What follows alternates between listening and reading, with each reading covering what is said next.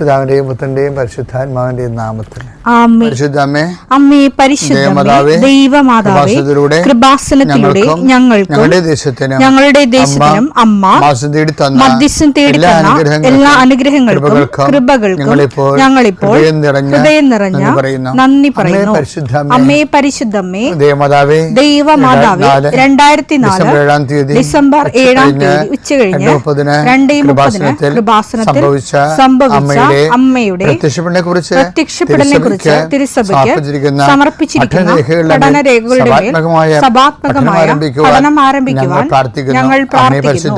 അമ്മേ പരിശുദ്ധമേ, ഭൂസ്വർലോകങ്ങളുടെ രാജ്ഞിയായ അങ്ങേയ്ക്ക് ഭൗമസംരക്ഷണത്തിനായി പ്രപഞ്ചപ്രകൃതിയെ തന്നെ തിരുസഭ പ്രതിഷ്ഠിക്കുവാൻ ഈ പ്രത്യക്ഷീകരണം വഴി ഇടയാക്കണമേ. പരിശുദ്ധമേ, ജപമാല മാതാവേ, സകല കൃപാസനം പ്രാർത്ഥനയോടും ചേർത്ത് ഞങ്ങളിപ്പോൾ പ്രാർത്ഥിക്കുന്ന ഈ കുടുംബത്തിന്റെ പ്രത്യേക നിയോഗം പറ മക്കളെ.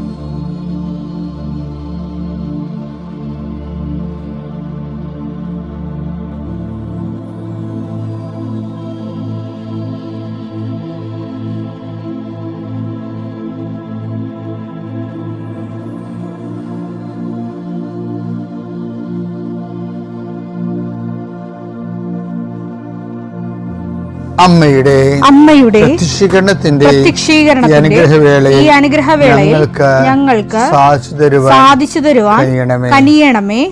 ആമേൻ. വിശ്വാസ പ്രമാണം. സർവശക്തനായ പിതാവും ആകാശത്തിന്റെയും ഭൂമിയുടെയും സൃഷ്ടാവുമായ ദൈവത്തിൽ ഞാൻ വിശ്വസിക്കുന്നു. അവിടുത്തെ ഏകപുത്രനും ഞങ്ങളുടെ കർത്താവുമായ ഈശോമിശിഹായിലും ഞാൻ വിശ്വസിക്കുന്നു. ഈ പുത്രൻ പരിശുദ്ധാത്മാവിനാൽ ഗർഭസ്ഥനായി കന്യകാമറിയത്തിൽ നിന്ന് പിറന്ന് പൊന്തിയോസ് പീലാത്തോസിന്റെ കാലത്ത് പീഡകൾ സഹിച്ച് കുരിശിൽ തറയ്ക്കപ്പെട്ട് മരിച്ച് അടക്കപ്പെട്ട് പാതാളങ്ങളിൽ ഇറങ്ങി മരിച്ചവരുടെ ഇടയിൽ നിന്ന് 3-ാം നാൾ ഉയർത്ത് സ്വർഗത്തിലേക്ക് എഴുന്നള്ളി സർവശക്തിയുള്ള പിതാവായ ദൈവത്തിന്റെ വലതുഭാഗത്തിരിക്കുന്നു. അവിടെ നിന്ന് ജീവിക്കുന്നവരെയും മരിച്ചവരെയും വിധിക്കുവാൻ വരുമെന്നും ഞാൻ വിശ്വസിക്കുന്നു. പരിശുദ്ധാത്മാവിലും ഞാൻ വിശ്വസിക്കുന്നു. വിശുദ്ധ കത്തോലിക്കാ സഭയിലും പുണ്യവാന്മാരുടെ ഐക്യത്തിലും പാപങ്ങളുടെ മോചനത്തിലും ശരീരത്തിന്റെ ഉയർപ്പിലും നിത്യമായ ജീവിതത്തിലും ഞാൻ വിശ്വസിക്കുന്നു. ആമേൻ. സുഖസ്ഥനായ ഞങ്ങളുടെ പിതാവേ, അങ്ങയുടെ നാമം പൂജിതമാകണമേ. അങ്ങയുടെ രാജ്യം വരണമേ. അങ്ങയുടെ തിരുമനസ് സ്വർഗത്തിലെ പോലെ ഭൂമിയിലും ആകണമേ. അന്നു വേണ്ടുന്ന ആഹാരം ഇന്ന് ഞങ്ങൾക്ക് തരണമേ. ഞങ്ങളോട് തെറ്റ് ചെയ്യുന്നവരോട് ഞങ്ങൾ ക്ഷമിക്കുന്നത് പോലെ ഞങ്ങളുടെ തെറ്റുകൾ ഞങ്ങളോടും ക്ഷമിക്കണമേ. ഞങ്ങളെ പ്രലോഭനത്തിൽ ഉൾപ്പെടുത്തരുതേ, തിന്മയിൽ ഞങ്ങൾ രക്ഷിക്കണമേ. ആമേൻ. നന്മ നിറഞ്ഞ മറിയമേ, സ്വസ്തി. കർത്താവ് അങ്ങയുടെ കൂടെ സ്ത്രീകളിൽ അങ്ങ് അനുഗ്രഹിക്കപ്പെട്ടവളാകുന്നു. അങ്ങയുടെ ഉദരത്തിൻ ഫലമായി ഈശോ അനുഗ്രഹിക്കപ്പെട്ടവനാകുന്നു. പരിശുദ്ധ മറിയമേ, തമ്പുരാന്റെ അമ്മേ, പാപികളായ ഞങ്ങൾക്ക് വേണ്ടി ഇപ്പോഴും ഞങ്ങളുടെ മരണസമയത്തും തമ്പുരാനോട് അപേക്ഷിക്കണമേ. ആമേൻ. കർത്താവേ, നിന്റെ ഉന്നതമായ നാമത്തിന് സ്തോത്രം ചെയ്യുന്നു. കർത്താവേ, നിന്റെ വിശുദ്ധ പൗരോഹിത്യത്തെ മഹത്വപ്പെടുത്തണമേ.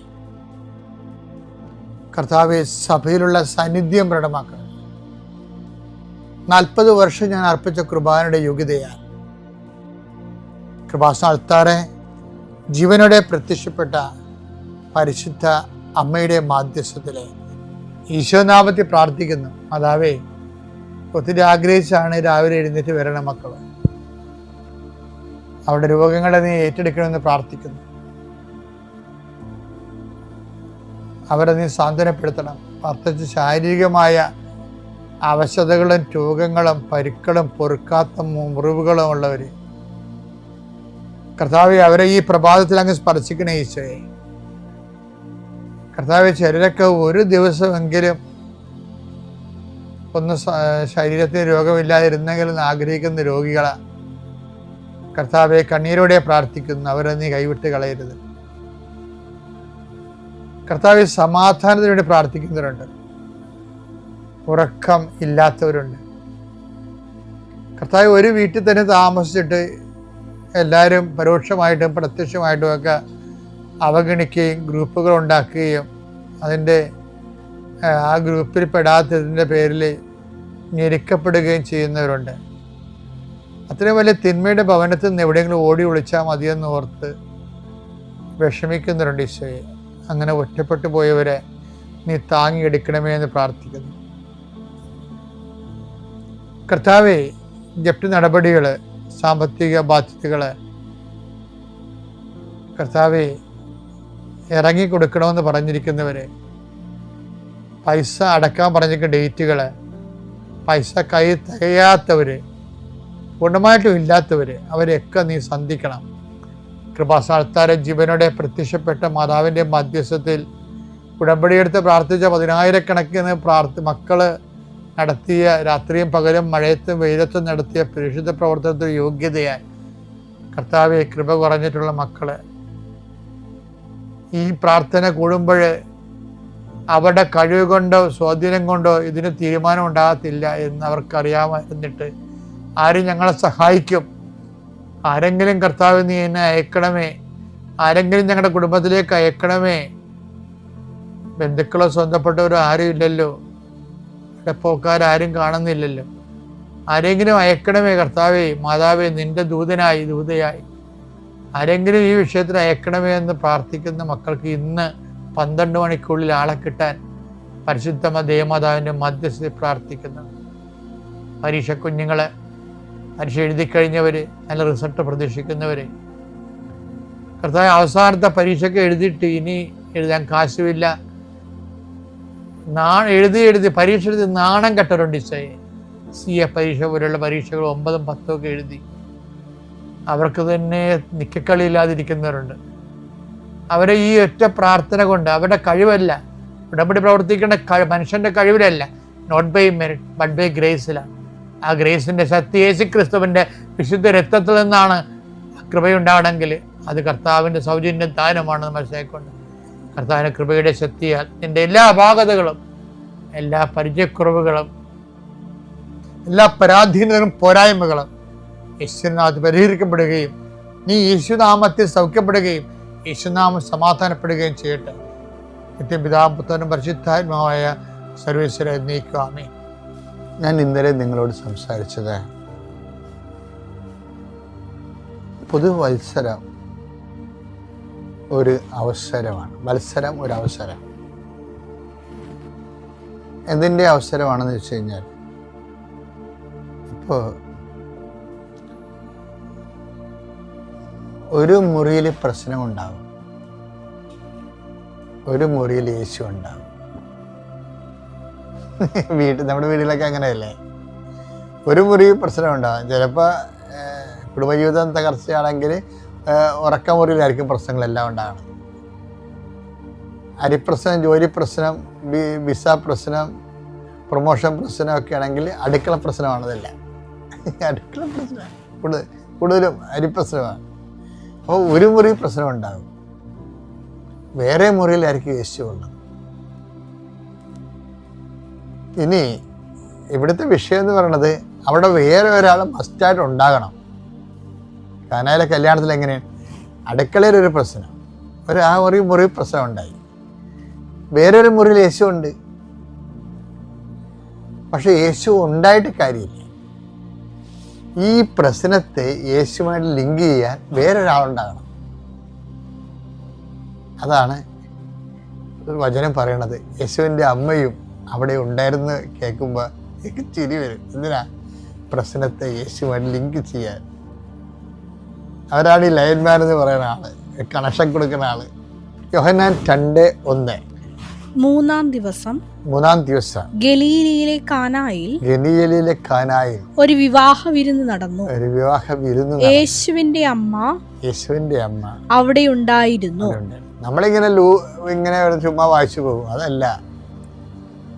അത് വായിക്കണമെങ്കിൽ അതിൻ്റെ എംഫസിസ് അറിയണം എന്നുണ്ടെങ്കിൽ തലേ ചാപ്റ്റർ വായിക്കണം. എൻ്റെ അപ്പുറത്ത് ആദ്യത്തെ ചാപ്റ്റർ എന്താണ്? യോഹന്നാൻ്റെ 1-ാം ചാപ്റ്റർ വായിക്കണം. എന്താണ്?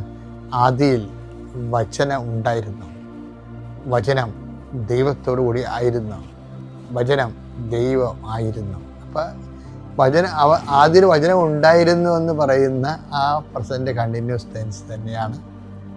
അതിന് പകരമാണ് യോഹന്നാൻ്റെ ആ എഴുത്ത് ശൈലിയുടെ ഒഴുക്കിൽ യോഹന്നാൻ അറിയാതെ പറഞ്ഞു പോണതാണ്. എന്താണ്?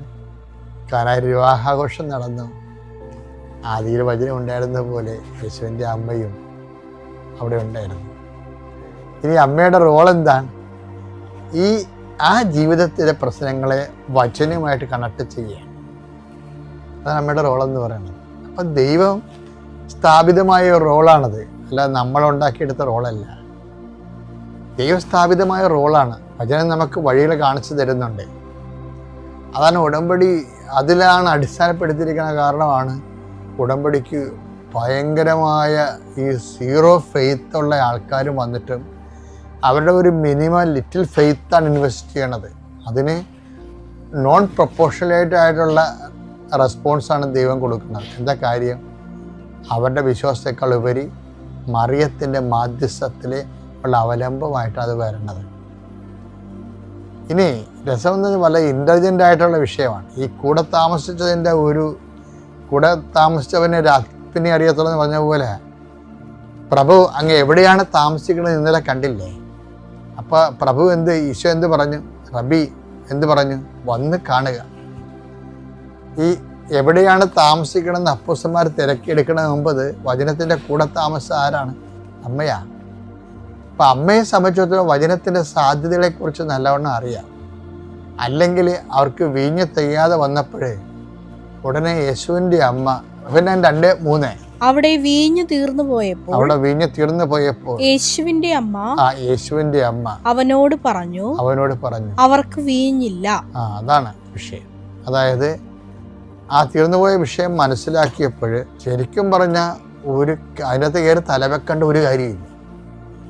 എന്താ കാര്യം വെച്ചാൽ അതിനൊക്കെ സ്വാഭാവികമായ ഒത്തിരി പരിഹാരങ്ങളുള്ളതാണ്. ഇങ്ങനെ തീർന്നു പോയെങ്കിൽ ഇപ്പോൾ നമ്മുടെ വീട്ടിലേക്ക് അരി തീർന്നു പോയാൽ എന്ത് ചെയ്യും? കടയിൽ പോയി മേടിക്കും. ഇപ്പം പോകേണ്ട ആവശ്യം പോലും ഇല്ല. അപ്പം തന്നെ ഫോൺ കുത്തി പറഞ്ഞ അരി വീട്ടിൽ കൊണ്ടുവരും. അന്നിപ്പോൾ കൂട്ടിക്കൊണ്ട് പറഞ്ഞാൽ ചെന്ന് മേടിക്കണം എന്നുള്ള ഒരു വ്യത്യാസം മാത്രമേ ഉള്ളൂ. അവിടെ വീഞ്ഞ് തീർന്നു പോയെങ്കിൽ അടുത്ത വീട്ടിൽ പോയി വായ്പ മേടിക്കാം, അല്ലെങ്കിൽ വിലക്ക് വാങ്ങിക്കാം, സിമ്പിളായിട്ട് പരിഹരിക്കാം. ഇവിടുത്തെ മറിയം എന്താ പറയണമെന്ന് വെച്ചാൽ നമ്മുടെ സിമ്പിളായിട്ട് പരിഹരിക്കാവുന്ന വിഷയങ്ങളിൽ പോലും നീ ദൈവത്തെ ആശ്രയിക്കണമെന്നാണ് അമ്മ പറയുന്നത്. മനുഷ്യന്മാരുടെ മുഴുവൻ പ്രോബ്ലമാണ് ഇതിനകത്ത് ഡിസ്കസ് ചെയ്യണത്. എന്താണ്? പലരും ദൈവത്തെ വിശ്വസിക്കും, എന്നാലും മനസ്സിൽ അവബോധം മനസ്സിൽ പറയും അത് കുഴപ്പമൊന്നുമില്ല. ഇപ്പം ഇപ്പം പ്രാർത്ഥിച്ചില്ലെങ്കിൽ എനിക്ക് 98% മാർക്കുണ്ടല്ല. 98 94 ഉള്ള അണ്ണന്മാർ ഉപരി വിദ്യാഭ്യാസത്തിന് പ്രാർത്ഥിക്കുമെങ്കിൽ അവരെങ്ങനെ പ്രാർത്ഥിക്കത്തൊന്നുമില്ല. അവരുടെ അമ്മയാണ് വന്ന് പ്രാർത്ഥിക്കണത്. പ്രാർത്ഥിക്കണത്. മക്കൾക്കൊന്നും അത്ര താല്പര്യം. മക്കളെയും കൊണ്ട് അമ്മമാരും എന്നെ കാണാം. അതുങ്ങളിങ്ങനെ അങ്ങനെ ഒരു ഡെഡ് ബോഡിയായിട്ട് വന്ന് മുട്ട നിൽക്കും. എന്താ കാര്യം? അമ്മ പറഞ്ഞു വരാൻ പറഞ്ഞു, വന്ന് അതുപോലെ വന്ന് മുട്ട നിൽക്കുക. അവരെ കാണുമ്പോൾ നമുക്കറിയാം ഇത് വെറുതെ പെലിച്ചാഴികൾ വലിഞ്ഞു കയറി ആൾക്കാരെ നിൽക്കണമെന്ന് അറിയാം. കാണുമ്പോൾ അറിയാൻ പറ്റും. നിങ്ങൾ അങ്ങനെയുള്ള ആൾക്കാരെ ഒന്നും ആൾക്കാരെ കൊണ്ടുവരുമെന്ന് ഞാൻ പറയണത്. നിങ്ങൾ അവർക്ക് വേണ്ടി പ്രാർത്ഥിച്ചാൽ മതി. കാര്യം ദൈവതിരുസന്നിധിയിൽ വരുമ്പോൾ നല്ല വിശ്വാസവും ദൈവത്തിൻ്റെ തിരുസന്നിധി വരുമ്പോൾ അലംഭാവമായിട്ട് നിൽക്കരുത് ഒരിക്കലും. നമ്മുടെ വിശ്വാസവും, കാര്യം നമ്മളുടെ ഒരു അഹങ്കാരമാണ് ഇതിൻ്റെ അകത്ത് വരണതേ.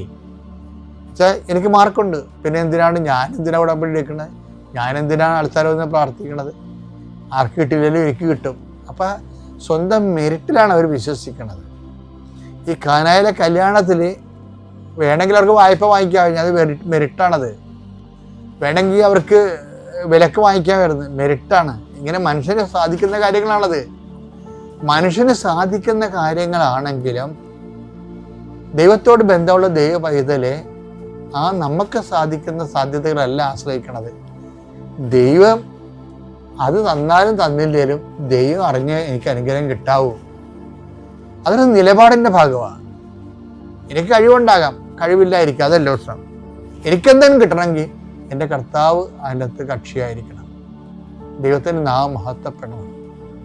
അത് മറിയത്തിൻ്റെ ഒരു നിലപാടാണത്. മറിയത്തിൻ്റെ മനുഷ്യരാശി പൊതുവെ കാണിക്കുന്ന തൻപൂർവ മനോഭാവത്തിൻ്റെ എതിരെയുള്ള നിലപാടാണ്, ഒരു സുവിശേഷ വിധ നിലപാടാണ് മറിയത്തിൻ്റെ.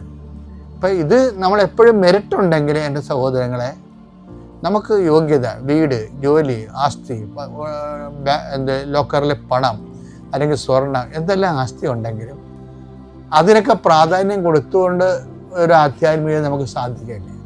നമുക്കത് ഒന്നും ഇല്ലാത്തവനെ പോലെ തന്നെ ആയിരിക്കണം ഇതൊക്കെ ഉള്ളപ്പോഴും ദൈവത്തിൽ ആശ്രയിക്കേണ്ടത്. അതാണ് ആധ്യാത്മികത എന്ന് പറയണത്. ശരിക്കും പറഞ്ഞു അതിലാണ് ദൈവം നമുക്ക് റെസ്പോൺസിബിൾ ആകണത്. കാര്യം നമുക്ക് ആരോഗ്യമുണ്ട്, നമുക്ക് പണമുണ്ട്, നമുക്ക് പൊന്നുണ്ട്, നമുക്ക് സ്വാധീനമുണ്ട്, പ്രാർത്ഥനയിലൊക്കെ നടക്കും എന്നുള്ളൊരു വിഷയമാണെങ്കിൽ പ്രാർത്ഥിച്ചില്ലേ നടക്കില്ല, അഥവാ നടന്നാലും എൻ്റെ ദൈവത്തിന് പ്രാധാന്യം കൊടുത്തുകൊണ്ട് കാര്യങ്ങൾ നടന്നാൽ മതി. അതാണ് not by merit but by grace എന്ന് പറയുന്നത്.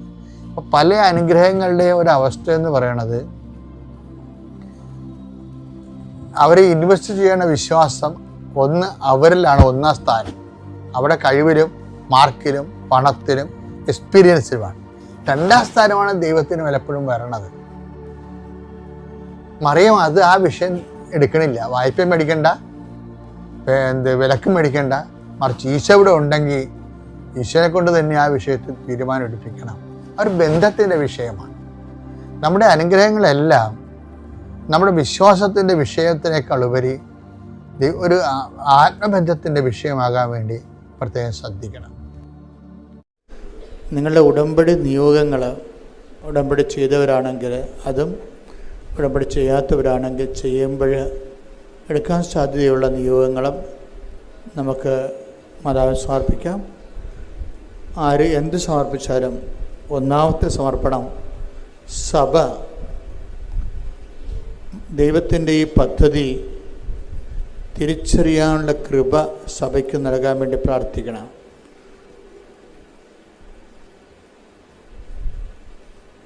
അത് നിസ്സാര കാര്യമല്ല. ദൈവം കൃപാസനത്തിൽ സമയ കടികാര നെഞ്ചിൽ ചാർത്തി മാതാവ് പ്രത്യക്ഷപ്പെട്ടതിൻ്റെ ആ വലിയ ദൈവികമായ രഹസ്യം അത് സഭ മനസ്സിലാക്കണമെങ്കിൽ സഭയ്ക്ക് കൃപ വേണം. അതനുസരിച്ച് നമ്മൾ ഇന്ന് ആലോചിക്കുന്നതും പഠിക്കുന്നതും പ്രാർത്ഥിക്കുന്നതിനേക്കാൾ അപ്പുറത്താണ് ഈ പ്രപഞ്ചത്തിലെ ദൈവത്തിൻ്റെ അന്ത്യാഭിലാഷങ്ങൾ ഇതൾ വിരിയുന്നത് കൃപാസനം മരിയൻ പ്രത്യക്ഷത്തിലൂടെയാണ് എന്നെനിക്ക് പലപ്പോഴും തോന്നിയിട്ടുണ്ട്. അതുകൊണ്ട് അഗാധമായ ദൈവികമായ പദ്ധതി താങ്ങാനും അത് ഉൾക്കൊള്ളാനും അത് മനസ്സിലാക്കാനും ഉള്ള കൃപ, എല്ലാ തരത്തിലുള്ള കൃപ സഭയ്ക്ക് ലഭിക്കുന്നതിന് വേണ്ടി കൂടിയും ഇപ്പോഴും നമുക്ക് പ്രാർത്ഥിക്കാവുന്നതാണ്.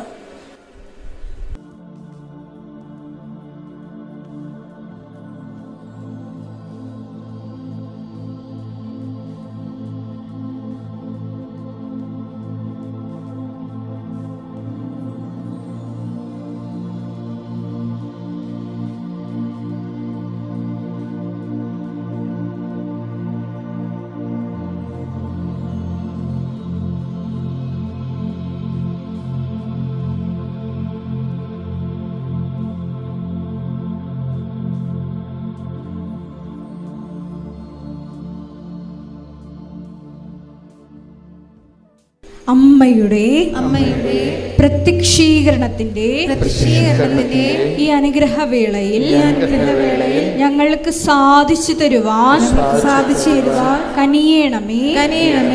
ആമേൻ. ആമേൻ. സ്തുതിക്കട്ടെ. Hallelujah. Hallelujah.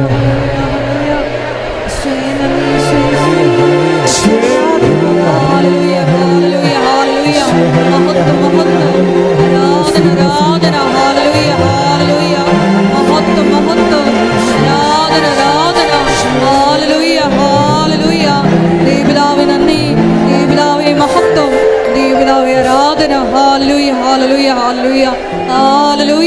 Hallelujah hallelujah hallelujah hallelujah hallelujah hallelujah. Praise the Lord. Praise the Lord. നമുക്ക് സന്തോഷത്തോടെ ഇരിക്കാം. എല്ലാവരും ഇരിക്കണേ. കാര്യം ഇതെല്ലാം ഗ്ലാസ് ഇട്ടിക്കുന്നതിൻ്റെ കാരണം നമ്മളെ ഈ പുറത്തുള്ളവരെ കൂടി ഇതിൻ്റെ ഭാഗമാക്കുന്നതിന് വേണ്ടിയാണ്. അപ്പോൾ നിങ്ങൾ പുറത്തുള്ളവർക്ക് എതിരെ നിങ്ങൾ എഴുന്നേറ്റ് നിന്നാൽ മധുര കിട്ടിയ പോലെ ഇരിക്കും. ഇത് മനഃപൂർവ്വം ഇത് ഗ്ലാസ് ആക്കിയത്. കാരണം ഇവിടെ ശുശ്രൂഷ നടക്കുമ്പോൾ ഇതിൻ്റെ രണ്ടിരട്ടി ആൾക്കാർ പുറത്തുണ്ടാകും. അവർക്ക് ഇന്നിപ്പോൾ അവരവിടെ ഇവിടെയൊക്കെ ഇരിക്കുന്നുണ്ടെങ്കിൽ നാളെ നമുക്ക് അവർ നല്ല കസേരയൊക്കെ ഇട്ട് കൊടുത്ത് അവരെ ഭംഗിയായിട്ട് ഇരുത്തും. അവരെ കൂടി ഉദ്ദേശിച്ചിട്ടാണ് നമ്മൾ ഗ്ലാസ് ആക്കിയിരിക്കുന്നത്. കാര്യം അവർ പുറത്തുനിന്ന് അകത്തേക്ക് നോക്കിയ ഈശോനെ കാണണം. ശ്രദ്ധിക്കട്ടെ. Hallelujah hallelujah hallelujah hallelujah hallelujah. മഹത്വം മഹത്വം, ആരാധന ആരാധന. Hallelujah hallelujah hallelujah. ദൈവപിതാവേ നന്ദി, ദൈവപിതാവേ മഹത്വം, ദൈവപിതാവേ ആരാധന. Hallelujah hallelujah hallelujah. മഹത്വം മഹത്വം, ആരാധന ആരാധന. Hallelujah hallelujah hallelujah hallelujah hallelujah. മഹത്വം മഹത്വം, ആരാധന ആരാധന. Hallelujah hallelujah.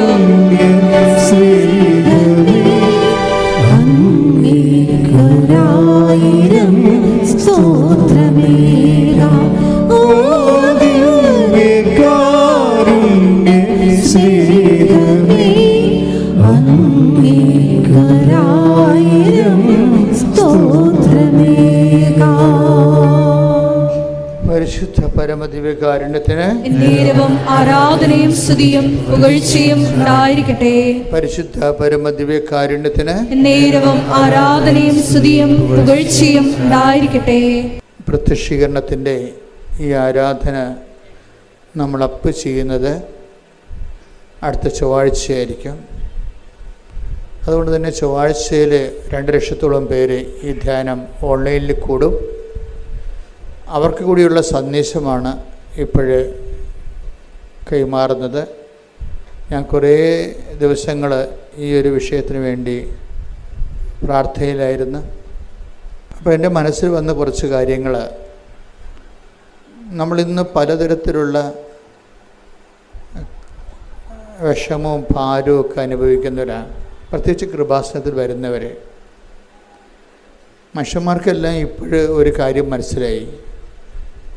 മനസ്സിന് ഭാരവും ശരീരത്തിന് ക്ലേശവും കുടുംബത്തിന് സമാധാനമൊക്കെ നഷ്ടപ്പെടുമ്പോൾ ആദ്യം നമ്മളെ അന്വേഷിച്ചും കാത്തുവരിക്കുന്ന ഒരാളായിട്ടാണ് കൃപാസനം മാതാവിനെ ഇന്ന് കുറഞ്ഞ പക്ഷം എല്ലാ മലയാളികളെങ്കിലും കാണുന്നത്.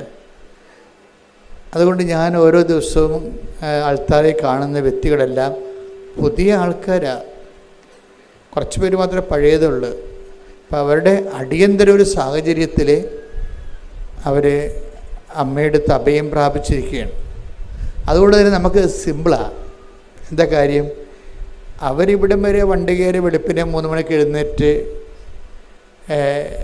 ഇവിടെ വന്നു. ചിലപ്പോൾ ഉപവാസമായിട്ട് നിൽക്കും, ചിലപ്പോഴൊത്തിരി ഞെരുക്കത്തിൽ ചീട്ട് കിട്ടാൻ വരെ എന്ത് പാടാണ്. അങ്ങനെയൊക്കെ നിന്ന് കഷ്ടപ്പെട്ട് അടുത്താരെ വരുമ്പോൾ അപ്പോൾ തന്നെ അവരുടെ വിശ്വാസം അവർ പ്രഖ്യാപിച്ച് കഴിഞ്ഞു. അതുകൊണ്ട് എനിക്ക് സിമ്പിളാണ്. എനിക്ക് നിങ്ങളുടെ തലയിലൊന്ന് കൈവെക്കണ കാര്യം മാത്രമേ ഉള്ളൂ. എന്താ കാര്യം? നിങ്ങൾ ഓൾറെഡി ഇൻവെസ്റ്റ് ചെയ്തു. വെളുപ്പിന് 2 മണിക്ക് എഴുന്നേറ്റ് എത്രയോ ദിവസം മുമ്പ് ഒരു ദിവസം ഫിക്സ് ചെയ്തിട്ടാണ് ആ ദിവസം ഫ്രീ ആക്കി ഇതിനു വേണ്ടി വരണത്. അല്ലെങ്കിൽ രോഗിനെയും കൊണ്ട് വരുന്നവരാണെങ്കിലും ബൈസ്റ്റാൻഡർ ഉൾപ്പെടെ അതെല്ലാം. പക്ഷേ എൻ്റെ മക്കൾ, സഹോദരങ്ങളെ, നിങ്ങൾക്ക് പറ്റുന്ന ചെറിയൊരു അബദ്ധം എന്ന് പറയണത്, നിങ്ങൾ കൊണ്ടുവന്ന ആളിൻ്റെ നിങ്ങളോടുള്ള സ്നേഹവും അവർക്ക് നിങ്ങളോടുള്ള സ്നേഹത്തിൻ്റെ പേരിലാണ് ചിലരെങ്കിലും കൊണ്ടുവരുന്നത്. അപ്പം സൗഖ്യത്തിന് താമസം വരും. പേടിയാ. നിങ്ങളിപ്പോൾ ഒരാളെ കൊണ്ടുവന്ന് വിചാരിച്ചോ, ഇപ്പം അയാൾ ചിലപ്പോൾ നിങ്ങളുടെ അപ്പൻ്റെ അനിയനോ അല്ലെങ്കിൽ അമ്മയുടെ അനിയത്തിയോ ആരെങ്കിലും ആയിരിക്കും. അവരോടുള്ള സ്നേഹത്തിൻ്റെ പേരിലാണ് നിങ്ങൾ അവരെ വെളുപ്പിന് 3 മണിക്കൊക്കെ നാട്ടിൻ പുറത്ത് വണ്ടിയെടുത്ത് അവരെ പിടിച്ച് കയറ്റി കഷ്ടപ്പെട്ട് വരുന്നത്. പക്ഷേ അതിൻ്റെ ഒരു മറുപുറമുണ്ട്. എന്താണ്? എൻ്റെ ലൈഫ്, എൻ്റെ ജീവിത പ്രശ്നങ്ങൾ ഇത്രയും രൂക്ഷമാണ് എങ്കിലും ഞാനിതൊക്കെ ചെയ്യണത് എൻ്റെ ഈ സങ്കടത്തിൻ്റെ കാലത്ത്, എൻ്റെ ഈ കണ്ണീരിൻ്റെ കാലത്ത് ഞാൻ നിൻ്റെ അടുത്താണ് വരണത്. ആരുടെ അടുത്ത്? ഈശോൻ്റെ അടുത്ത്. അതിന് പ്രാധാന്യം കൊടുക്കണം.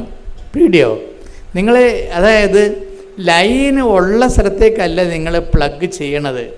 ലൈന് ഇപ്പം നമ്മുടെ വീടുകളിലൊക്കെ ചില പ്ലഗിലൊക്കെ കുത്തിക്കഴിഞ്ഞാൽ നമുക്ക് കറണ്ട് കയറത്തില്ല.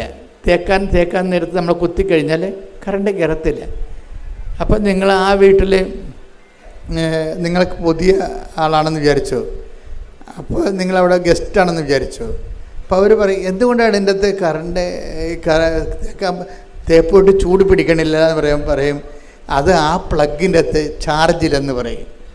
അപ്പോൾ നിങ്ങൾ ചാർജുള്ള സ്ഥലത്തേക്ക് മാറ്റിക്കുത്താൻ പറയും. അതുപോലെ തന്നെയാണ് ഒരു ജീവിത പ്രശ്നങ്ങൾ. ഇപ്പോൾ ജപ്തി നടപടി, അല്ലെങ്കിൽ നിങ്ങളുടെ വിസ പ്രോസസ്സിങ് അല്ലെങ്കിൽ പുതുക്കണില്ല, അല്ലെങ്കിൽ നിങ്ങൾ വസ്തു വിൽക്കണില്ല, അല്ലെങ്കിൽ കടങ്ങൾ കയറിയിരിക്കുന്നു. അപ്പോൾ ആ വിഷയത്തിനാണ് പ്രാധാന്യമെങ്കിൽ അവിടെ ചാർജില്ല. മനസ്സിലായ? ആ വിഷയത്തിന് വേണ്ടി ചാർജില്ല. ചാർജുള്ളത് എന്തിനാണ്? വിശ്വാസ പ്രഖ്യാപനത്തിനാണ് ചാർജുള്ളത്. അപ്പോൾ നിങ്ങളെന്ത് ചെയ്യണം? എനിക്ക് ജപ്തി നടപടിയാണ്, അല്ലെങ്കിൽ എനിക്ക് മക്കളില്ല, അല്ലെങ്കിൽ എൻ്റെ കല്യാണം ഒക്കണില്ല, എൻ്റെ ജോലി വരുന്നില്ല, ദാറ്റ്സ് ഓക്കെ. പക്ഷേ എങ്കിൽ ഞാനതിന് വേണ്ടി നിന്നിലാണ് ആശ്രയിക്കണത്. പ്രത്യേകിച്ച് കൃപാസന മാതാവിൻ്റെ പ്രത്യക്ഷീകരണത്തിലൂടെയാണ്. Praise the Lord. അവിടെയാണ് ചാർജുള്ളത്. ചില ആൾക്കാർക്ക് ചാർജുള്ള പ്ലഗ് അറിയാൻ പാടില്ലാതെ അവർ കടക്കണമാര് സമാധാനം കിട്ടാനെന്ന് പറഞ്ഞുകൊണ്ട് പ്രാർത്ഥിക്കും. അപ്പോൾ അത് നിങ്ങളുടെ പ്രശ്നമല്ലേ? അവിടെ ചാർജില്ല. അത് പ്രശ്നം നിങ്ങളുടേതാണെങ്കിലും ഞാൻ ഈ പ്രശ്ന സമയത്ത് ദൈവത്തിലാണ് ആശ്രയിക്കുന്നത്. പിന്നെ നമുക്കുള്ളൊരു മെച്ചമെന്ന് പറയണത്, നമ്മൾക്കുള്ള മെച്ചമെന്ന് പറഞ്ഞാൽ ഇത് എപ്പോഴും എൻ്റെ മക്കളെ പ്രാർത്ഥന അല്ലെങ്കിൽ എന്തെങ്കിലും ആത്മീയ പദ്ധതി അതെല്ലാം എൻ്റെ സഹോദരൻ ചെയ്യുമ്പോൾ വളരെ ഇൻ്റലിജൻ്റ് ആയിരിക്കണം, ബുദ്ധിപരം. ഈ വിശ്വാസ ജീവിതം എന്ന് പറയണത് ഒരു ബുദ്ധിപരമായിട്ടുള്ള ഇടപെടലാണ്, വൈകാരികമായിട്ടുള്ള വിഷയമല്ല, ഒരു ബുദ്ധിപരമായ ഇടപെടലാണ്. ഇപ്പോൾ ചില പ്രാർത്ഥനാ രൂപങ്ങൾ ഇപ്പോൾ സ്തുതിച്ച് കഴിയുമ്പോൾ ചില ആൾക്കാർക്ക് തലയടിച്ചൊക്കെ വീഴത്തില്ലേ? അതുപോലെ അഭ്യാസങ്ങളെ കൊണ്ട് കാര്യങ്ങളൊന്നുമില്ല. അത് നമ്മൾ ആ വീണ ആൾക്കാർ തന്നെ പിന്നെയും വീണ കാണാം. അപ്പോൾ പിന്നെ അതുകൊണ്ട് ആ പ്രാർത്ഥന എന്താ പ്രയോജനം? വീണ ആൾക്കാർ തന്നെ പിന്നെയും വീഴുകയാണെങ്കിൽ അപ്പോൾ അതിൻ്റെ അകത്ത് എന്തൊക്കെ ഒരു തരികിട ഉണ്ടെന്ന് മനസ്സിലാക്കാം. പക്ഷേ സത്യസന്ധമായിട്ട് ജീവിതത്തെ കാണണം. സത്യസന്ധമായിട്ട് ജീവിതത്തെ കാണുന്നത് എങ്ങനെയാണ്? നമ്മൾ എന്താണ് നമ്മളൊരു പ്രത്യേക ജീവിത സാഹചര്യത്തിലാണ്. ആ സാഹചര്യത്തിലാകുമ്പോൾ നമ്മളൊക്കെ പ്ലഗ് ചെയ്യണത് എവിടെയാണ്? അല്ലെങ്കിൽ നമ്മൾ പിന്ന് കുത്തിവെക്കണത് എൻ്റെ ഈ ജീവിത സാഹചര്യത്തിൽ എന്നെ രക്ഷപ്പെടുത്തണമെന്നുള്ളപ്പോൾ ഞാൻ എങ്ങനെയെങ്കിലും ആ സങ്കടത്തിൽ നിന്ന് ജോലി ലഭിച്ച് രക്ഷപ്പെടുക എന്നുള്ള ആ ഒരു വിഷയത്തിലാണെങ്കിൽ അതിന് ചാർജില്ല. നിങ്ങളെവിടെ കുത്തിവെക്കേണ്ടത് എവിടെയാണ്? കർത്താവേ, എൻ്റെ കണ്ണീരിൻ്റെ കാലത്ത് നീ പറഞ്ഞിട്ടുണ്ട് നിൻ്റെ വചനത്തിൽ, കണ്ണീരോടെയാണ് അവർ വരുന്നത്, ഞാനവരെ ആശ്വസിപ്പിച്ച് നയിക്കും. അത് നിൻ്റെ വാഗ്ദാനത്തിൻ്റെ ഭാഗമാണ്. അപ്പം നിൻ്റെ വാഗ്ദാന പ്രകാരം ഞാൻ എൻ്റെ സങ്കടത്തിൻ്റെ കാലത്ത് നിന്നിൽ ആശ്രയിക്കുന്നത് എൻ്റെ വിശ്വാസത്തിൻ്റെ വിഷയമാണ്. എൻ്റെ ദൈവവേദനയിലെ ഓരോ ക്ലേശാരിഷ്ടതകളെല്ലാം ആ ക്ലേശാരിഷ്ടതകളുടെ മാനുഷികമായ വശങ്ങളെ മറന്നിട്ട് അതിന് ദൈവികമായ വശങ്ങളെ ബൂസ്റ്റ് ചെയ്യണം. അതെന്താണ്? അതിൻ്റെ വിശ്വാസവശമാണ്. പ്രാർത്ഥിക്കുക, കർത്താവ് ദൈവമേ, എൻ്റെ ഓരോ പീഡാനുഭവങ്ങളെയും ആ സമയങ്ങളിലെല്ലാം വിശ്വാസം പ്രഖ്യാപിക്കാനുള്ള ഒരവസരമായി കരുതിക്കൊണ്ട് യേശുക്രിസ്തുവിനെ നാഥനും രക്ഷകനുമായി ഏറ്റുപറയാൻ ക്ലേശങ്ങളിലൂടെ ദൈവം തിരഞ്ഞെടുത്തത് ദൈവവിളിയായി കരുതിക്കൊണ്ട് ഞാൻ എൻ്റെ ക്ലേശങ്ങളെ പ്രതി, രോഗങ്ങളെ പ്രതി, ഭാരങ്ങളെ പ്രതി മുഴങ്ങുമ്പോൾ അങ്ങനെ ശ്രദ്ധിക്കുന്നു.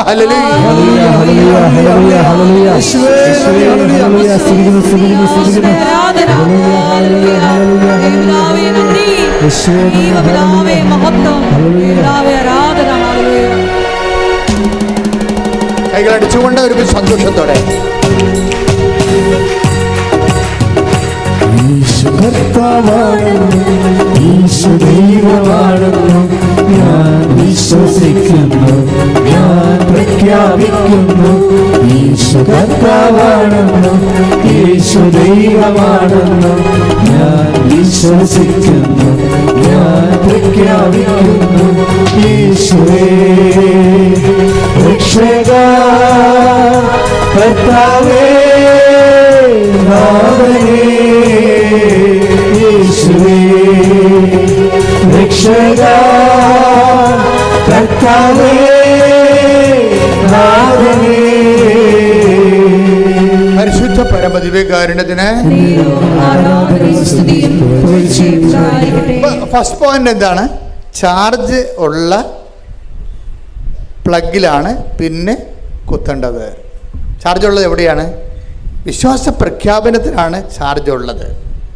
നിങ്ങളുടെ ക്ലേശങ്ങളെ വിശ്വാസ പ്രഖ്യാപനത്തിനുള്ള ഒരവസരമായി നിങ്ങൾ തിരിച്ചറിയണം. ഓക്കെ അല്ലേ? ക്ലിയർ അല്ലേ? സെക്കൻഡ് പോയിന്റ്, കൃപാസനത്തിൽ വരുമ്പോൾ ഉണ്ടാകുന്ന അഡീഷണൽ ബെനിഫിറ്റ്സ് എന്താണെന്നറിയാമോ? അഡീഷണൽ ബെനിഫിറ്റ്സ് ഇപ്പോൾ എല്ലാ കമ്പനികളും ഓരോ പ്രോഡക്റ്റ് വെക്കുമ്പോഴൊക്കെ അവർ പറയത്തില്ല അഡീഷണൽ ബെനിഫിറ്റ്സ്. കൃപാസനത്തിലുള്ള അഡീഷണൽ ബെനിഫിറ്റ്സ് എന്താണ്? ഇത് മാതാവിൻ്റെ പ്രത്യക്ഷീകരണത്തിൻ്റെ അടിസ്ഥാനത്തിലാണ് ഇതിൻ്റെ ആധ്യാത്മിക ജീവിതം ദൈവം ക്രമീകരിച്ചിരിക്കുന്നത്. മാതാവിൻ്റെ പ്രത്യക്ഷീകരണം എന്ന് പറയുമ്പോൾ നമ്മുടെ ആവശ്യമല്ല. നമ്മൾ മെമ്മോറാണ്ടം കൊടുത്തിട്ടാണ് മാതാവ് പ്രത്യക്ഷപ്പെട്ടത് അല്ല. നമ്മൾ ഉപവാസം അനുഷ്ഠിച്ചിട്ടും അല്ല. നമ്മൾ ദൈവത്തിൻ്റെ ജോലി ചെയ്തപ്പോൾ, അത് വൃത്തിയും മെനയുമായിട്ട് ഭംഗിയായിട്ട് ചെയ്തപ്പോൾ, അതിൻ്റെ അത് വ്യക്തിപരമായ വലിയ കഴമ്പൊന്നുമില്ല ദൈവത്തിന് മനസ്സിലായപ്പോൾ, ദൈവത്തിനെ പറ്റിയ ആളാണെന്ന് മനസ്സിലായപ്പോൾ ദൈവം തിരഞ്ഞെടുത്തൊരു തിരഞ്ഞെടുപ്പാണത്. എന്തിനാണ്? ലോകത്തിലെ വലിയ സന്ദേശങ്ങൾ കൈമാറാൻ വേണ്ടി ദൈവം ഒരു കുഞ്ഞു ധ്യാനകേന്ദ്രത്തെ തിരഞ്ഞെടുത്തതാണ്. സമയഘടികാരം നെഞ്ചിൽ ചാർത്തി അന്ത്യകാലത്തിൻ്റെ വർണ്ണാഫയിൽ ദുരന്തമുണ്ടാകാൻ പോണ് പ്രാർത്ഥിക്കണം. അത്രേ ഉള്ളൂ. ഒരു 10-30 സെക്കൻഡ് ആണ് ആ പ്രത്യക്ഷീകരണം ഉള്ളത്. 10-30 സെക്കൻഡ്.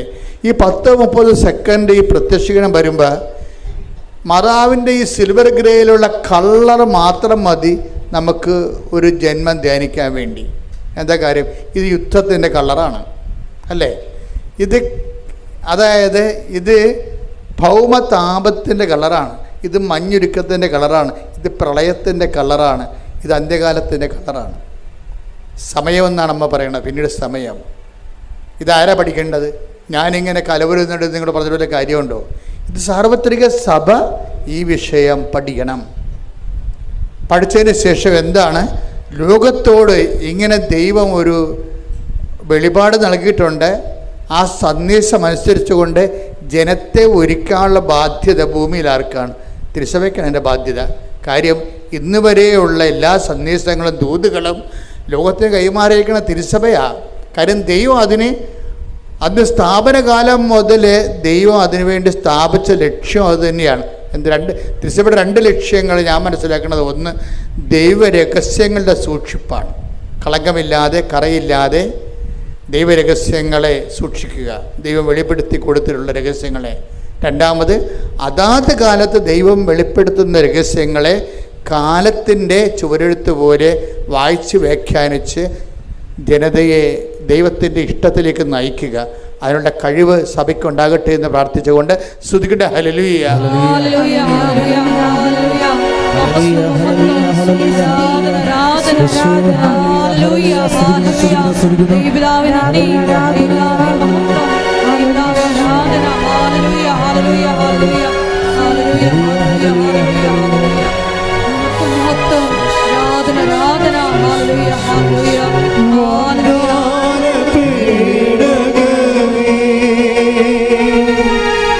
സ്വർഗീയ പൊന്മലരേ, കൃപാസനത്തിൻ്റെ അമ്മേ, പ്രസാദവരമാവേ,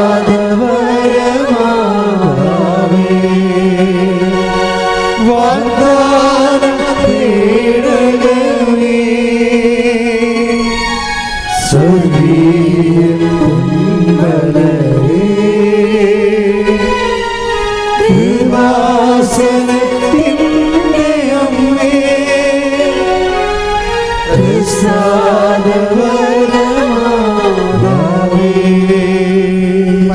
പരമദിവ്യകാരുണ്യത്തിന് നേരവും ആരാധനയും സ്തുതിയും പുകഴ്ചയും ഉണ്ടായിരിക്കട്ടെ. രണ്ടാമത്തെ പോയിന്റ് അച്ഛൻ പറഞ്ഞത് എന്താണ്?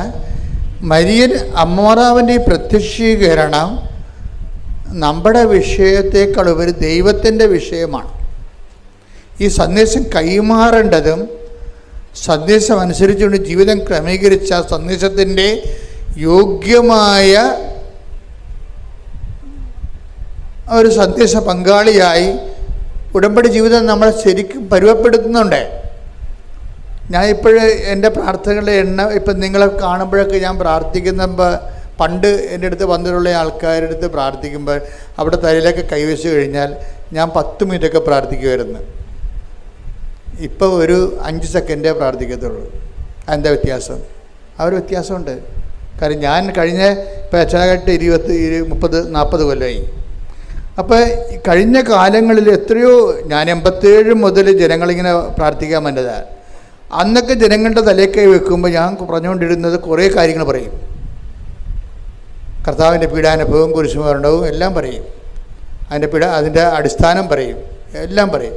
പ്രാർത്ഥനയുടെ അടിസ്ഥാനങ്ങളെല്ലാം വെളിവാക്കിയിട്ടാണ് പിന്നീട്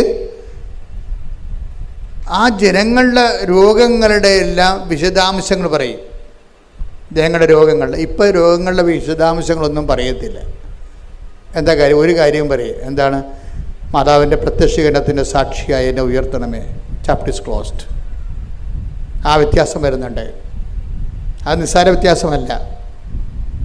എനിക്കിപ്പോൾ മനസ്സിലായെന്ന് വെച്ച് കഴിഞ്ഞാൽ വാരിക്കെട്ടി പ്രാർത്ഥിക്കേണ്ട കാര്യമില്ല. എന്താ പ്രാർത്ഥിക്കേണ്ടത്? ദൈവം നമുക്ക് നൽകിയൊരു പദ്ധതിയുണ്ട്. ദൈവം തിരഞ്ഞെടുത്ത ദൈവത്തിൻ്റെ ഒരു പദ്ധതിയുണ്ട്. ആ പദ്ധതി എന്താണ്? മാതാവിൻ്റെ പ്രത്യക്ഷീകരണമാണ്. ആ മാതാവിൻ്റെ പ്രത്യക്ഷീകരണത്തിൻ്റെ നിങ്ങളെ കൃപാസനത്തിൽ കൊണ്ടുവരാൻ കാര്യം എന്താ? 109 ധ്യാനകേന്ദ്രം കേരളത്തിലുണ്ട്. Why you should you are chosen for Kripasanam. അപ്പോൾ ഉറപ്പല്ലേ? നിങ്ങൾ ഈ 109 ധ്യാനകേന്ദ്രത്തിൽ നിന്ന് നിങ്ങളെ ഈ കൃപാസനത്തിലേക്ക് നിങ്ങളെ സെലക്ട് ചെയ്യുമ്പോൾ ദൈവം ഉദ്ദേശിക്കുന്നത് എന്താ? നിങ്ങളെ മാതാവിൻ്റെ പ്രത്യക്ഷീകരണത്തിൻ്റെ സാക്ഷിയാക്കാനാണ്. അല്ലെങ്കിൽ ഈ കാണുന്ന കാര്യങ്ങളെല്ലാം എല്ലായിടത്തും ഉണ്ടല്ലേ? എല്ലാ ധ്യാനകേന്ദ്രങ്ങൾക്കും ദൈവത്തിൻ്റെ കൃപയില്ലേ? അവിടെയുള്ള ജനഗുരുക്കന്മാർക്ക് കർത്താവിൻ്റെ കൃപയില്ലേ? പക്ഷേ കൃപാസനത്തിൽ വരുമ്പോൾ ദൈവം ഉദ്ദേശിക്കുന്നത് എന്താണ്? നിങ്ങളെ മാതാവിൻ്റെ പ്രത്യക്ഷീകരണത്തിൻ്റെ സാക്ഷികളാകണം. അപ്പോൾ നിങ്ങളെന്താ ചെയ്യേണ്ടത്? അമ്മേ, എന്നെ പ്രത്യക്ഷീകരണത്തിൻ്റെ സാക്ഷിയാക്കണം. അത്രയുള്ള കാര്യങ്ങൾ.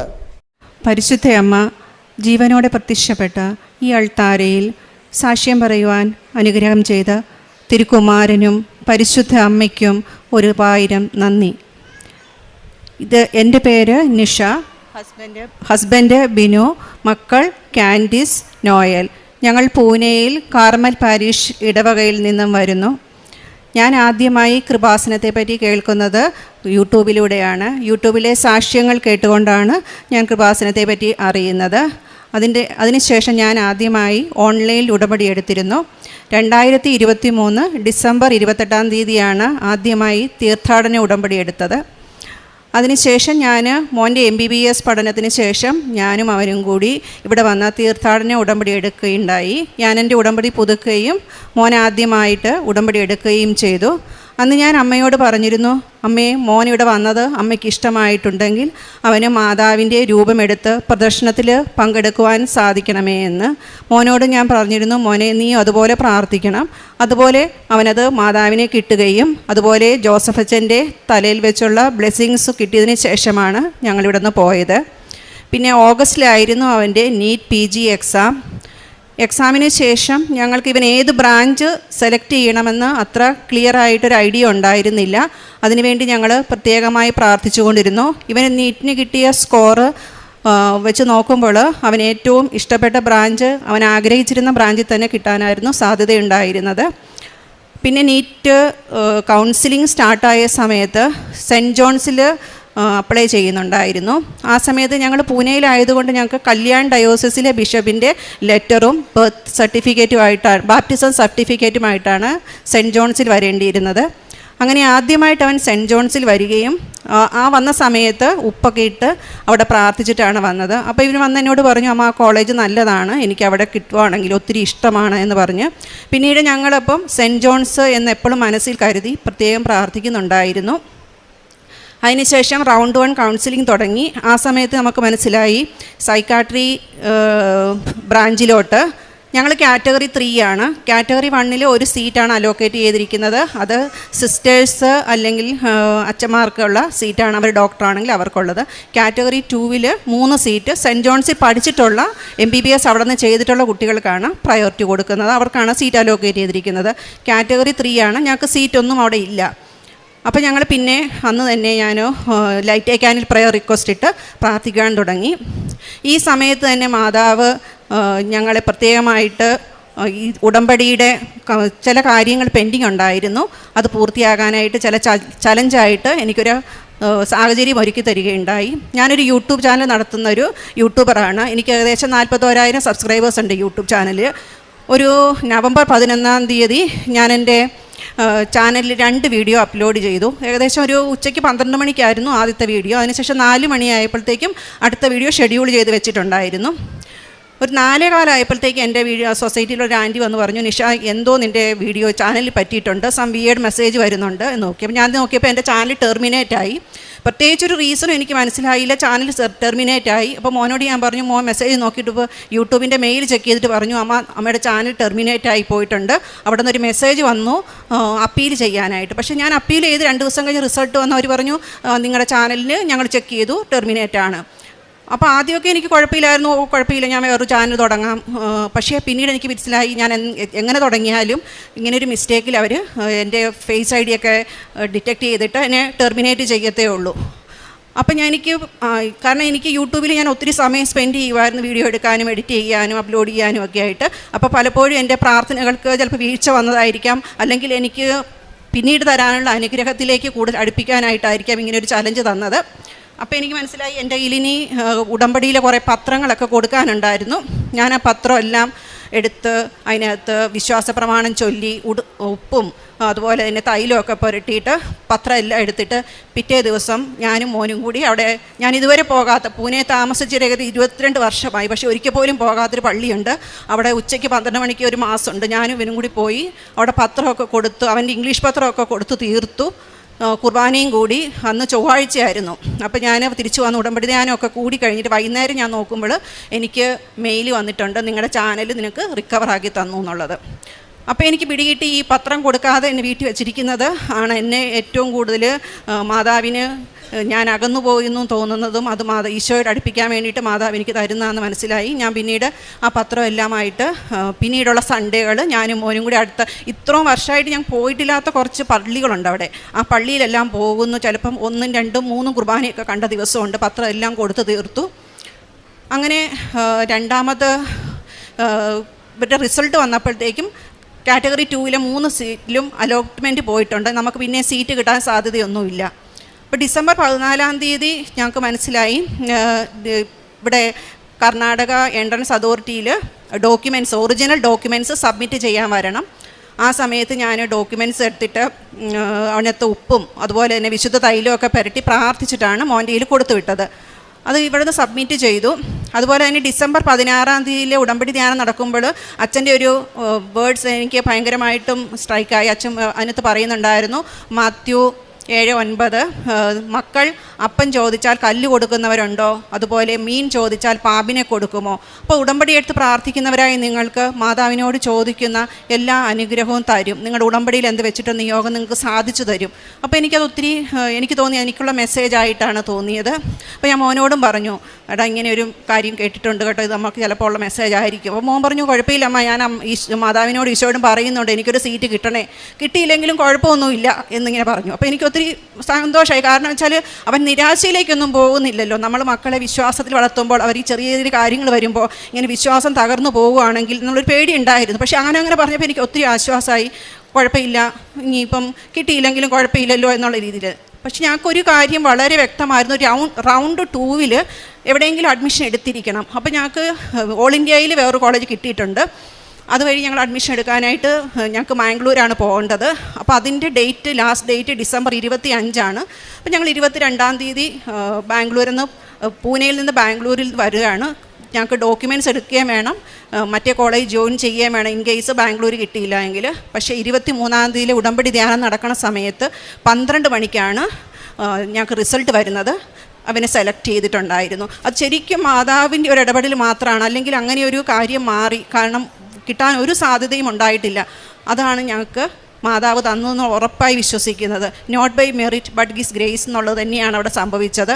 അവനെ അതിനുശേഷം അവിടെ MDക്ക് സൈക്കാട്രിയിൽ അഡ്മിഷൻ കിട്ടുകയും ചെയ്തു.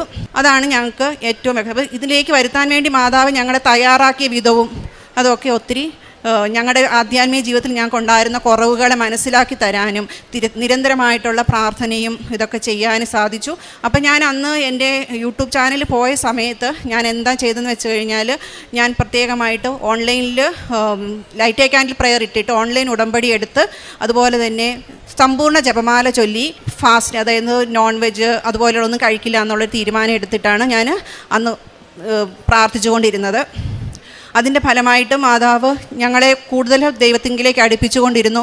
ഞങ്ങളുടെ എല്ലാ കുറവുകളും, ഞങ്ങളെവിടെയാണോ കുർബാനയ്ക്ക് പോകുന്നതിലോ അല്ലെങ്കിൽ കുമ്പസാരിക്കുന്നതിലൊക്കെയുള്ള കുറവുകൾ മാറ്റിക്കൊണ്ട് ആ ഒരു മാസക്കാലം വളരെ ഞങ്ങളുടെ കൂടെ നടക്കുന്ന പോലെയായിരുന്നു. എല്ലാ കാര്യങ്ങളും ഇന്ന പോലെ ചെയ്യുന്നു പറയുന്നു തരുന്നതായിട്ടാണ് തോന്നിക്കൊണ്ടിരുന്നത്. പ്രേക്ഷിത പ്രവർത്തനമായിട്ട് ഞങ്ങൾ അതുപോലെ തന്നെ ഞാൻ ആദ്യമായിട്ട് ഉടമ്പടി എടുക്കുന്നു തീരുമാനിച്ച സമയത്ത് തന്നെ എനിക്കൊരു അലർജി രോഗമുണ്ടായിരുന്നു. ഏകദേശം 35 വർഷമായിട്ടുള്ള ഒരു ബുദ്ധിമുട്ടായിരുന്നു. നമ്മൾ രാവിലെ എണീറ്റ് കഴിയുമ്പോൾ തണുത്ത വെള്ളം പൈപ്പ് തുറന്ന് പാത്രം കഴുകുകയൊക്കെ ചെയ്ത് അപ്പത്തൊട്ട് തുമ്മാൻ തുടങ്ങും. അതുപോലെ ഫ്രിഡ്ജ് തുറന്ന് എന്നും എടുക്കാൻ പറ്റത്തില്ല.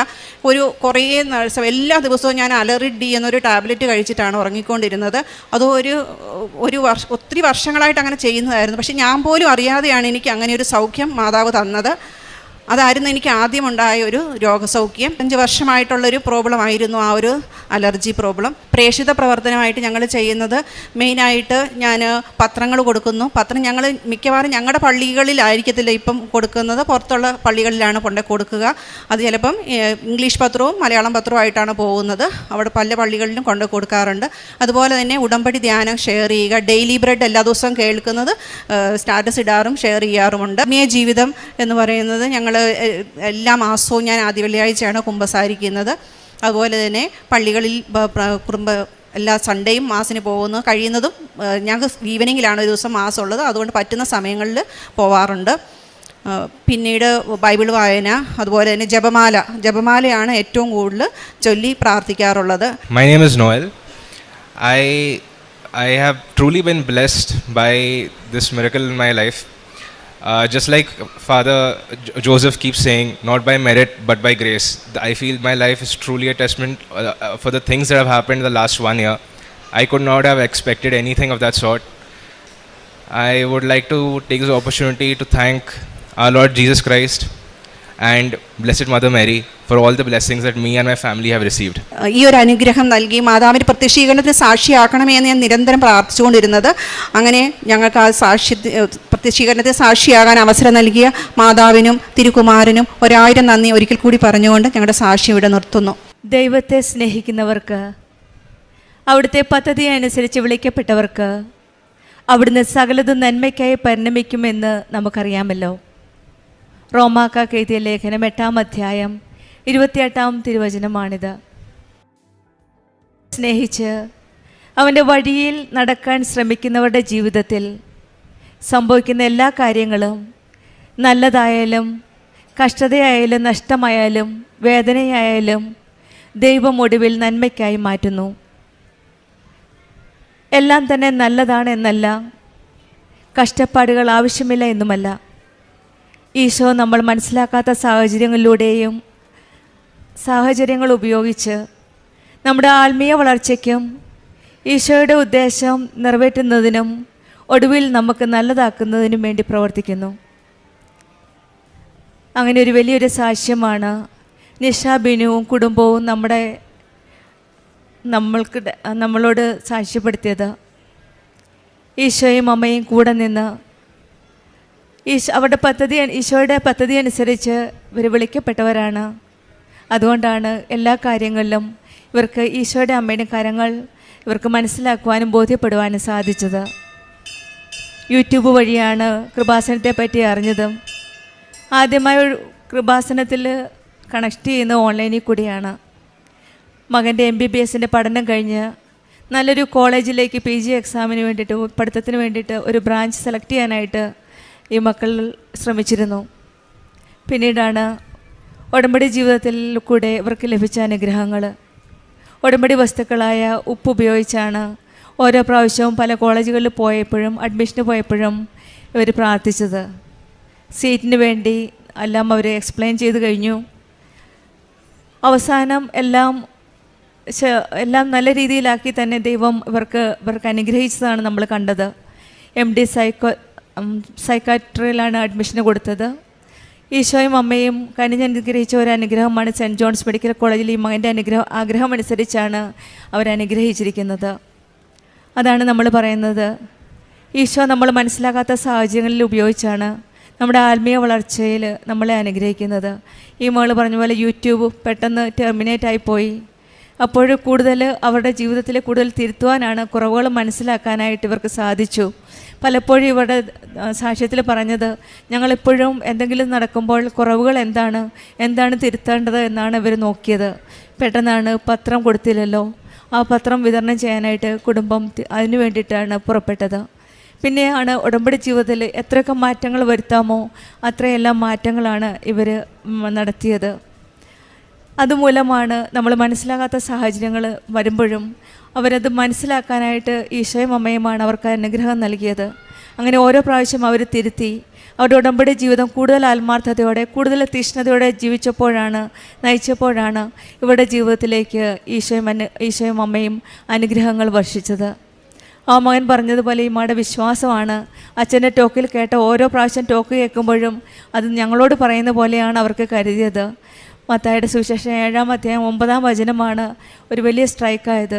നമ്മൾ വിശ്വാസത്തോടെ നമ്മുടെ ഈശോയോട് എന്ത് ചോദിച്ചാലും നമ്മുടെ നന്മയ്ക്ക് വേണ്ടി ചെയ്യുമെന്നാണ് ഈ മകൾ പറഞ്ഞത്. അതാണ് ഇവർ വിശ്വസിച്ചതും. എല്ലാം വഴുതി പോകുമ്പോഴും ആ ടെർമിനേറ്റ് ചെയ്ത യൂട്യൂബാണേലും അത് പോകുമ്പോഴും ഇവർ വിശ്വാസം നഷ്ടപ്പെടാതെ എന്താണ് തിരുത്തേണ്ടത്, എന്താണ് കുറവുകൾ എന്നന്വേഷിച്ച് ആ കുറവുകൾ നികത്തി വീണ്ടും വിശ്വാസ ജീവിതത്തിലേക്ക് ഓരോ പ്രാവശ്യവും തിരിഞ്ഞു വരുന്നതാണ് നമ്മൾ കാണുന്നത്. ആ വിശ്വാസമാണ് ഈശോ നമ്മിൽ നിന്ന് ആഗ്രഹിക്കുന്നത്. മക്കൾ എന്ത് ചോദിച്ചാലും, മക്കൾക്ക് അപ്പം ചോദിക്കുമ്പോൾ കല്ല് കൊടുക്കുമോ, മീൻ ചോദിക്കുമ്പോൾ പാമ്പിന് കൊടുക്കുമോ എന്ന ഒരു വിശ്വാസം, ഈശോയിലുള്ള ഉറച്ച വിശ്വാസമാണ്. നമുക്ക് എത്ര എന്തെങ്കിലും സാഹചര്യങ്ങൾ വന്നാലും, കഷ്ടപ്പാടാണേലും ഫെയിലിയർ ആണേലും, ഈ മകൻ പറഞ്ഞ പോലെ അമ്മ മെഡിക്കൽ കോളേജ് സെൻറ്റ് ജോൺസ് കിട്ടിയില്ലെങ്കിലും കുഴപ്പമില്ല, അങ്ങനെ ഒരു പോസിറ്റീവായിട്ട് കാണുവാനുള്ള ഒരു മനസ്സ് അത് ഉടമ്പടി ജീവിതത്തിലാണ് ഇവർക്ക് കിട്ടിയത്. അതാണ് ഈശോയുടെ അമ്മയോട് സ്നേഹിക്കുമ്പോൾ നമുക്കെല്ലാ കാര്യങ്ങളും പോസിറ്റീവായിട്ട് ഒരു ഔട്ട്ലുക്ക് കിട്ടും. എല്ലാം നല്ലതായതിനാണെന്നുള്ള കരുതുവാനുള്ള ഒരു ഫീലിംഗ്, ഒരു ബോധ്യമാണ് നമ്മുടെ ഉടമ്പടി ജീവിതത്തിൽ നമുക്ക് ലഭിക്കുന്നത്. 35 വർഷം നീണ്ടുനിന്ന ഒരു അലർജിയാണ് ഈ മകൾക്ക് സൗഖ്യമായത്. ഉടമ്പടി ഉപ്പും ഉടമ്പടി തൈലവും ഉപയോഗിച്ച് വിശ്വാസത്തോടെ പ്രാർത്ഥിച്ചപ്പോൾ ഈശോയും അമ്മയും അത് സൗഖ്യപ്പെടുത്താൻ മറന്നില്ല. നമുക്ക് വേദനയായി തോന്നുന്ന പല കാര്യങ്ങളും ദൈവത്തിൻ്റെ കാഴ്ചപ്പാടിൽ ഒരു വലിയ നന്മയുടെ ഭാഗമായിരുന്നു. ഇവർക്കെല്ലാം ദൈവത്തിൻ്റെ ഓരോ അനുഗ്രഹങ്ങളും ദൈവത്തിൻ്റെ ഈശോയുടെ അമ്മയുടെ പ്രസൻസാണ്, സാന്നിധ്യമാണ് ഓരോ പ്രാവശ്യവും ഇവർ പ്രാർത്ഥനയുമായിട്ട് മുന്നോട്ട് പോകുമ്പോൾ ഇവർക്ക് വെളിപ്പെടുത്തി കൊടുത്തത്. നമ്മുടെ ജീവിതത്തിലും വിശ്വാസത്തോടെ നമുക്കും പ്രാർത്ഥിക്കാം. ദൈവത്തിന്, ഈശോയ്ക്കും അമ്മയ്ക്കും നമ്മുടെ ജീവിതത്തിൽ ഒരു വലിയ പദ്ധതിയാണുള്ളത്. ആ പദ്ധതി മനസ്സിലാക്കാനും ഉടമ്പടി ജീവിതത്തിൽ വിശ്വസ്തയോടെ ജീവിക്കുവാനുമുള്ള അനുഗ്രഹം ഈശോയും അമ്മയും നമുക്ക് നൽകട്ടെ എന്ന് പ്രാർത്ഥിക്കാം. നിഷ ബിനുവിന് കുടുംബത്തിന് ലഭിച്ച എല്ലാ അനുഗ്രഹങ്ങൾക്കും നമുക്ക് കരങ്ങളടിച്ച് ഈശോയെ മഹത്വപ്പെടുത്താം. യേശുവേ നന്ദി, യേശുവേ സ്തുതി. എൻ്റെ കൃപാസന പ്രസാദര മാതാവിനും ഈശോയ്ക്കും 1000 നന്ദി. ഈ കൃപാസനത്തിൽ ജീവനോടെ പ്രത്യക്ഷപ്പെട്ട അമ്മയുടെ മുന്നിൽ വന്ന് സാക്ഷ്യം പറയാൻ എനിക്ക് അനുഗ്രഹം കിട്ടിയതിൽ ഞാൻ വളരെ ഭാഗ്യവതിയും അതിനോടൊപ്പം തന്നെ അനുഗ്രഹവതിയും ഞാൻ വിശ്വസിക്കുന്നു. എൻ്റെ പേര് ഐശ്വര്യ ജേക്കബ്.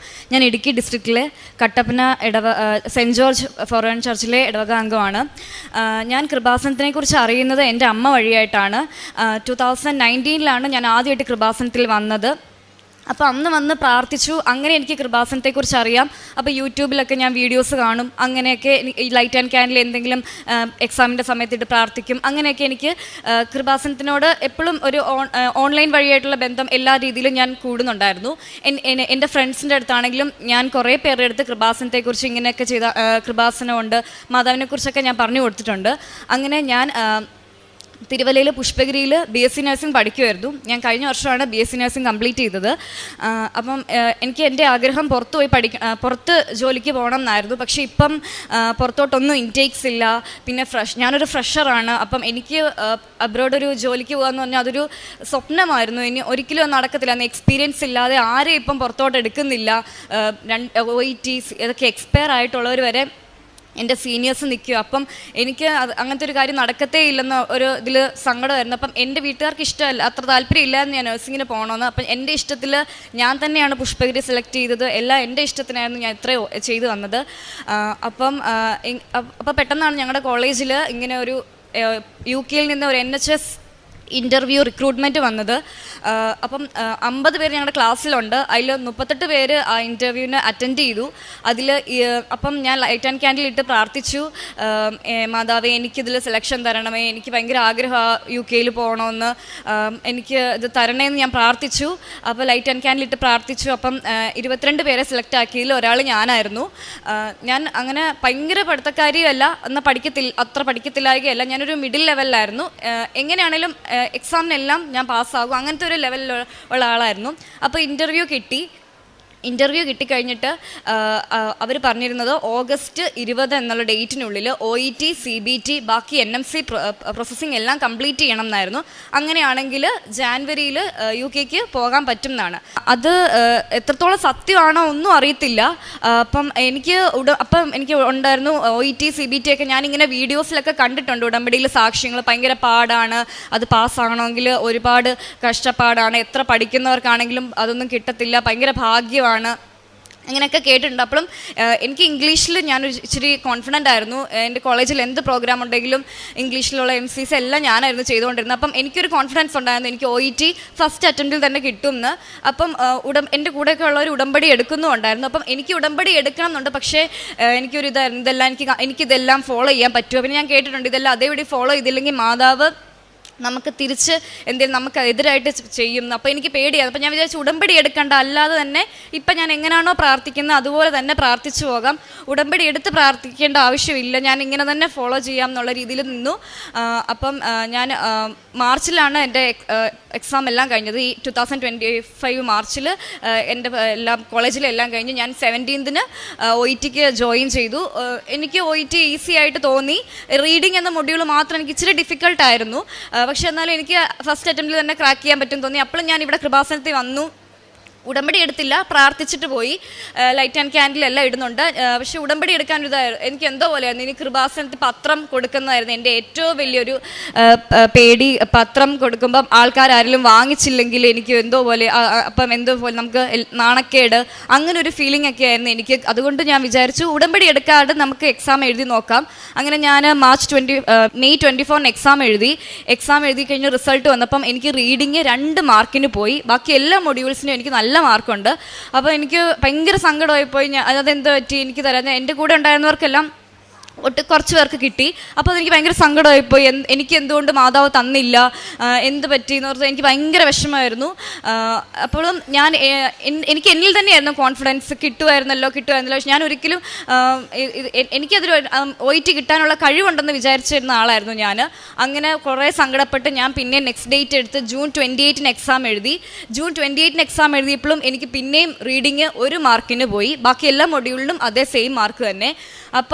അപ്പോൾ തൊട്ട് എനിക്ക് ഭയങ്കര സ്ട്രെസ്സായി. എൻ്റെ കൂടെ ഉള്ളവർക്ക് എല്ലാം കിട്ടി. ആ ഇൻ്റർവ്യൂ 22 പേരിൽ കിട്ടിയതിൽ പകുതി പേർക്ക് OET പാസ്സായി. അപ്പം എൻ്റെ കൂടെയുള്ള എല്ലാവരും പാസ്സായി. എന്നിട്ടും എനിക്ക് ആദ്യം കിട്ടും എന്ന് പറഞ്ഞായിരുന്നു എനിക്ക് കിട്ടുന്നുമില്ല. അപ്പോൾ എനിക്ക് ആകെ വിഷമമായി, എന്നാ ചെയ്യേണ്ടതെന്ന് അറിയത്തില്ല. കൃപാസനത്തിൽ അപ്പം എൻ്റെ അമ്മ എൻ്റെ അടുത്ത് പറഞ്ഞു, നീ കൃപാസനത്തിൽ പോയി ഉടമ്പടി എടുത്ത് പ്രാർത്ഥിച്ച് ഉറപ്പായിട്ടും കിട്ടും, കൂടെ ഉള്ളവർക്കെല്ലാം കിട്ടിയല്ലോ, അപ്പോൾ കൃപാസനത്തിൽ പോയി ഉടമ്പടി എടുക്കാൻ പറഞ്ഞു. അപ്പോഴും ഞാൻ പറഞ്ഞു, അമ്മ ഇനി അടുത്ത ഒരു അറ്റംപ്റ്റും കൂടെ ചെയ്ത് നോക്കാം, അതിൽ എന്നാണെങ്കിലും എനിക്ക് കിട്ടും, എനിക്ക് ഉറപ്പാണ്, ഇത്രയും വരെ വന്നില്ല, ഇപ്പോഴും ഞാൻ പ്രാർത്ഥിക്കുന്നുണ്ട്. ഉടമ്പടി എടുക്കാൻ ഞാൻ പിന്നെ ഒരു മടി കാണിച്ചു. അങ്ങനെ ഞാൻ ജൂലൈ 12 പിന്നെയും ഡേറ്റ് എടുത്ത് എക്സാം എഴുതി. ആ എക്സാം എഴുതി ആദ്യത്തെ 2 എക്സാമും റീഡിങ് എനിക്ക് ഭയങ്കര ഈസി ആയിരുന്നു. മൂന്നാമത്തെ ഞാൻ എക്സാം എഴുതി, ഉടമ്പടി എടുക്കാതെ തന്നെ ഇവിടെ വന്ന് പ്രാർത്ഥിച്ചിട്ട് തന്നെയാണ് പിന്നെയും പോയി എക്സാം എഴുതിയത്. എക്സാം എനിക്ക് ഭയങ്കര പാടായിരുന്നു. ഞാൻ ആദ്യത്തെ സെക്ഷനിൽ 2 അറ്റൻഡും ചെയ്തില്ല. എന്തെങ്കിലും എഴുതി വെക്കേണ്ട ഇങ്ങനെ ബ്ലാങ്ക് ആയിട്ട് കിടക്കണ്ടല്ലോ എന്നോർത്ത് ഒരു 5-6 ആൻസർ ഞാൻ വെറുതെ എഴുതി വെക്കുകയും ചെയ്തു. എനിക്ക് എന്തോ ചെയ്യേണ്ട ഭയങ്കര സങ്കടം, ഡിപ്രഷൻ, ആരോടും മിണ്ടാൻ ഇഷ്ടമില്ല. എൻ്റെ കൂടെ പഠിച്ചവരൊക്കെ എന്നെ വിളിക്കുമ്പം എനിക്ക് പറയാനോ അവരോടൊന്നും മിണ്ടാനോന്നേ ഇല്ല. വീട്ടിലാണെങ്കിലും എനിക്കൊന്നും ചെയ്യാൻ ആഗ്രഹമില്ല. അങ്ങനെ ഒരു ദിവസം ജൂലൈ 12 ഞാൻ എക്സാം എഴുതി. ജൂലൈ 15 ഞാൻ എൻ്റെ അമ്മയോട് ഞാൻ അങ്ങോട്ട് പറഞ്ഞു, ഞാൻ കൃപാസനത്തിൽ പോയി ഉടമ്പടി എടുക്കാൻ പോവാന്ന് ഞാൻ അങ്ങോട്ട് പറഞ്ഞു. അങ്ങനെ ഞാനിവിടെ കട്ടപ്പനയിൽ നിന്ന് രാവിലെ 4:15 ഒരു ബസ്സൊക്കെ നോക്കി കണ്ടുപിടിച്ച് ഞാനിവിടെ വന്നു. ഇവിടെ വന്നപ്പോൾ തന്നെ എനിക്കൊരു സമാധാനമായിരുന്നു. ഞാൻ ഇവിടെ ഒരു കുറേ നേരം ഇരുന്ന് പ്രാർത്ഥിച്ച് ഞാൻ ഉടമ്പടി എടുത്തു. ഞാൻ എന്നെ തന്നെ മെൻ്റലി പ്രിപ്പയർഡ് ആക്കി, ഇതെല്ലാം ഞാൻ ഫോളോ ചെയ്യും. എന്നിട്ട് പക്ഷേ എനിക്കൊരു സങ്കടമായിരുന്നു, ഞാൻ എക്സാം കഴിഞ്ഞിട്ടാണല്ലോ വന്ന് ഉടമ്പടി എടുത്തത്. അപ്പോൾ ഞാൻ പറഞ്ഞു, മാതാവ് എനിക്ക് ഈ അറ്റംപ്റ്റിൽ എനിക്ക് തന്നില്ലെങ്കിലും പ്രശ്നമില്ല, കാരണം എനിക്ക് ഓൾറെഡി അറിയാം ഇത് എനിക്ക് ഒന്നും അറിയത്തില്ലായിരുന്നു, എൻ്റെ മെറിറ്റിൽ ഏതായാലും എനിക്കിത് കിട്ടത്തില്ല. അപ്പം ഇനി ഒരു അറ്റംപ്റ്റും കൂടെ എനിക്ക് ചാൻസ് ഉള്ളൂ. August 20 ആണ് എൻ്റെ ലാസ്റ്റ് ഡേറ്റ്. അപ്പോൾ August 9 കൂടെ എനിക്കിനി എക്സാം ഉള്ളൂ. അപ്പം ആ അറ്റംപ്റ്റിൽ എനിക്ക് പാസ്സാക്കി തന്നാൽ മതി. അതിന് ഞാൻ ഉറപ്പായിട്ട് വിശ്വസിക്കുകയും ചെയ്തു. ആ അറ്റംപ്റ്റിൽ ഞാൻ എന്താണെങ്കിലും പാസ്സാകും, കാരണം ഞാൻ ഇപ്രാവശ്യം ഉടമ്പടി എടുത്തു, ഫുൾ കോൺഫിഡൻ്റ് ആണ്. അങ്ങനെ ഞാൻ പ്രാർത്ഥിച്ചു. പക്ഷേ എനിക്ക് ഉടമ്പടിയിൽ ഞാൻ നിയോഗം വെച്ചപ്പോൾ എനിക്ക് August 9 പാസ്സാണെന്ന് എഴുതാൻ തോന്നിയില്ല. ഞാൻ എഴുതിയ എക്സാമിൽ തന്നെ എന്നെ പാസ്സാക്കണേ എന്നുള്ള രീതിയിലാണ് ഞാൻ ഉടമ്പടിയിൽ നിയോഗത്തിൽ എഴുതിയത്. അങ്ങനെ ഇവിടുന്ന് ഞാൻ ഇറങ്ങിയപ്പോൾ ഞാൻ കരഞ്ഞോണ്ടാണ് ഇവിടെ നിന്ന് ഇറങ്ങിയത്. ഇനി ഞാൻ ഇവിടെ വരണമെങ്കിൽ ചിരിച്ചോണ്ടല്ല, ഞാൻ ഇങ്ങോട്ട് എന്നെ വരുത്തരുതേ. അന്ന് ഞാൻ ഇവിടുന്ന് എൻ്റെ വീട് എത്തുന്ന രാത്രി 11:30 ആയി. അതുവരെ ഞാൻ എനിക്ക് ബസ്സിലൊക്കെ ഇരിക്കുമ്പോൾ ഭയങ്കര വൊമിറ്റിങ്, അങ്ങനെ എല്ലാ തരത്തിലുള്ള ഇറിറ്റേഷൻസ് ഉള്ള ആളാണ്. ഞാൻ ഇവിടുന്ന് കയറിയപ്പോൾ തൊട്ട് എൻ്റെ വീട് എത്തുന്നിടം വരെ ഞാൻ കൊന്ത ചൊല്ലിക്കൊണ്ടായിരുന്നത്, എനിക്ക് എങ്ങനെയും എന്നെ ഒന്ന് പാസ്സാക്കണമെന്ന് പറഞ്ഞ്. അങ്ങനെ എൻ്റെ ഗ്രാജുവേഷനായിരുന്നു ജൂലൈ 18 നഴ്സിങ്ങിൻ്റെ. അപ്പം ഞാൻ തീരുമാനിച്ചു ഞാൻ ഗ്രാജുവേഷന് പോകത്തില്ല, എനിക്ക് നാണക്കേട്, എൻ്റെ ഫ്രണ്ട്സിൻ്റെ മുന്നിൽ പോയി ഞാൻ എങ്ങനെ ഇത്രയും അറ്റൻഡ് ചെയ്തിട്ട് ഇത്രയും ഇംഗ്ലീഷ് അറിയാവുന്ന ആളായിട്ട് എനിക്കിത് കിട്ടിയില്ല. അപ്പോൾ എനിക്ക് അവരുടെ മുന്നിൽ പോയി നിൽക്കാൻ ഭയങ്കര നാണക്കേടായിരുന്നു. ഞാൻ ഗ്രാജുവേഷന് പോകുന്നില്ലെന്ന് തീരുമാനിച്ചു. അങ്ങനെ ജൂലൈ 15 ഞാൻ ഉടമ്പടി എടുത്തു. 18 ഗ്രാജുവേഷൻ.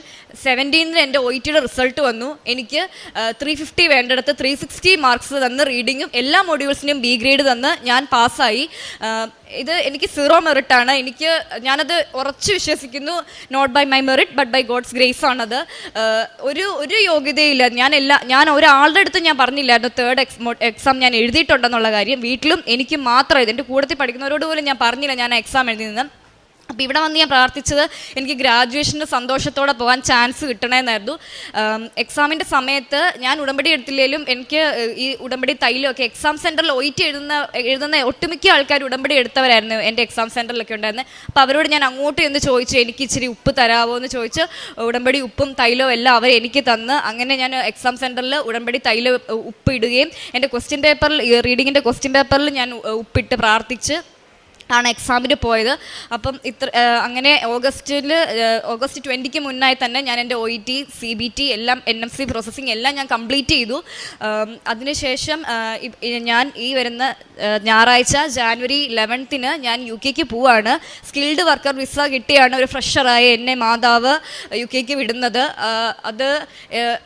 എനിക്കത് എങ്ങനെയാണ് എത്ര നന്ദി പറഞ്ഞാലും മാതാവിൻ്റെ അടുത്ത് നന്ദി പറഞ്ഞാൽ തീരത്തില്ലാത്ത അത്ര വലിയ അനുഗ്രഹമാണ് മാതാവ് എനിക്ക് തന്നത്.